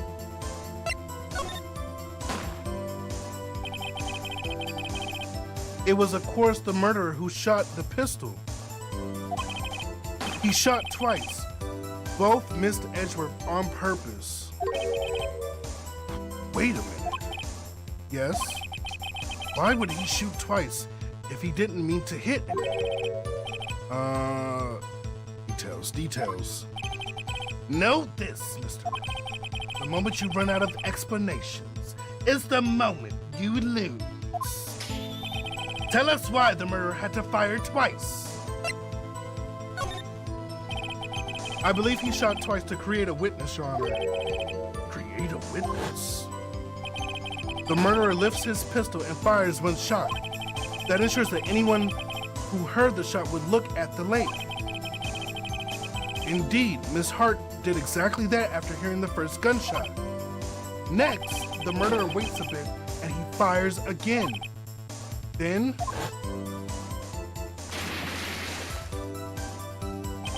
the murderer jumps from the boat himself, leaving the pistol in the boat behind him.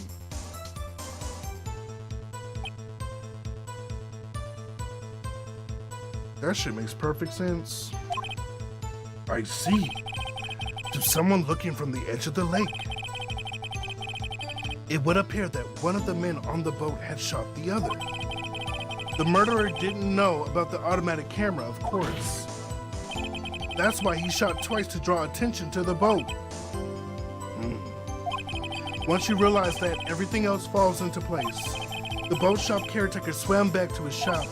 Then he put Mr. Hammond's wet coat back on the body and threw the body into the lake. This is what happened, Your Honor. These are the events that transpired that night on Gourd Lake. Poor Larry is just standing there.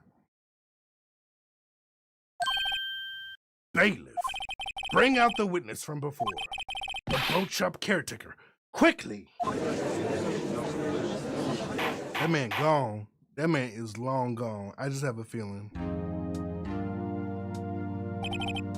Very well. While we are waiting for the caretaker, I would like to ask the defendant, Miles Edgeworth, a few questions. Mr. Edgeworth, please take the stand. Mr. Edgeworth, you heard what the defense has said? Yes. Well, why did you go to the lake?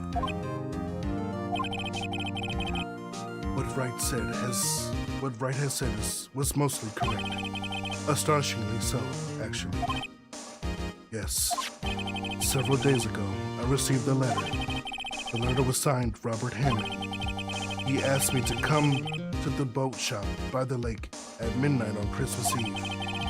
He said he had something very important to discuss with me. Something important? I'm sorry. I cannot say what it was. Your Honor, sir! Bailiff, we are conducting a trial here. I ask that you remain quiet. The witness has disappeared. He isn't at the boat shop either. What? What should I do? Find him, quickly. We cannot allow him to get away. Oh my God! Mr. Von Karma, your witness has disappeared.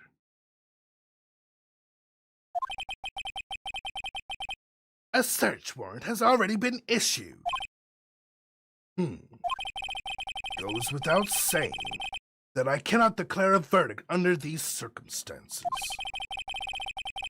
I will extend the trial until tomorrow, the final day allowed. I request that the police department utilize all its forces to find that witness. Am I understood? One more thing.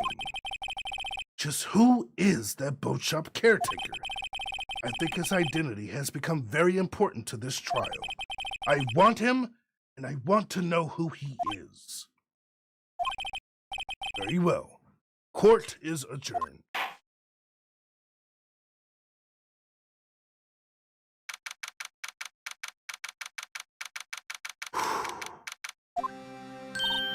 Yay, Nick! You did it! Yeah. Well, at least we got out from under that guilty verdict. And what about Larry? That was something else. Even Von Karma didn't know what to do with his testimony. Larry really helped us out. Sure, once I sifted through his unique testimony, still, he did save us. I just wish our cases weren't so down to the wire all the time. I know what you mean. Sometimes I feel like it's us on trial instead of our clients. Hey, Edgeworth. Mr. Edgeworth? Did you say something? Don't look so pained. I mean, it looks like you're probably gonna get off the hook. You could try to smile just a little. Relax. I'm sorry, but I fear it's not over for me yet. What do you mean? Right. There's something that's been troubling me for a long time now, and I don't know whether or not to tell you. Edgeworth? No. There's so little time left. I want to tell you, to get it off my chest, but I can't make up my mind. What is it about, Edgeworth? It's a nightmare I've had. A memory of a crime that I committed. A crime you committed? A memory of a murder.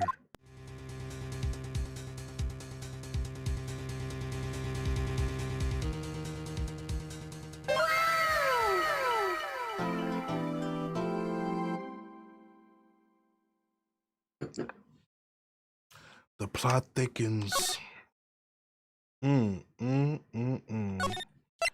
This is good. All right, y'all. Well, we ain't gonna finish this tonight, but we will finish it at some point. We are going to go ahead and call it a night. I'm gonna head to bed soon. I'm just gonna get me something light to eat and then head to bed. Thank y'all so much for watching and tuning in.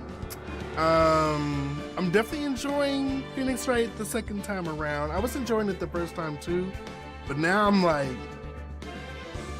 I'm in my Phoenix Wright era, so we gon' ride it out. Have a great night, have a terrific Tuesday, and I'll see you on the next one. Until then, be blessed.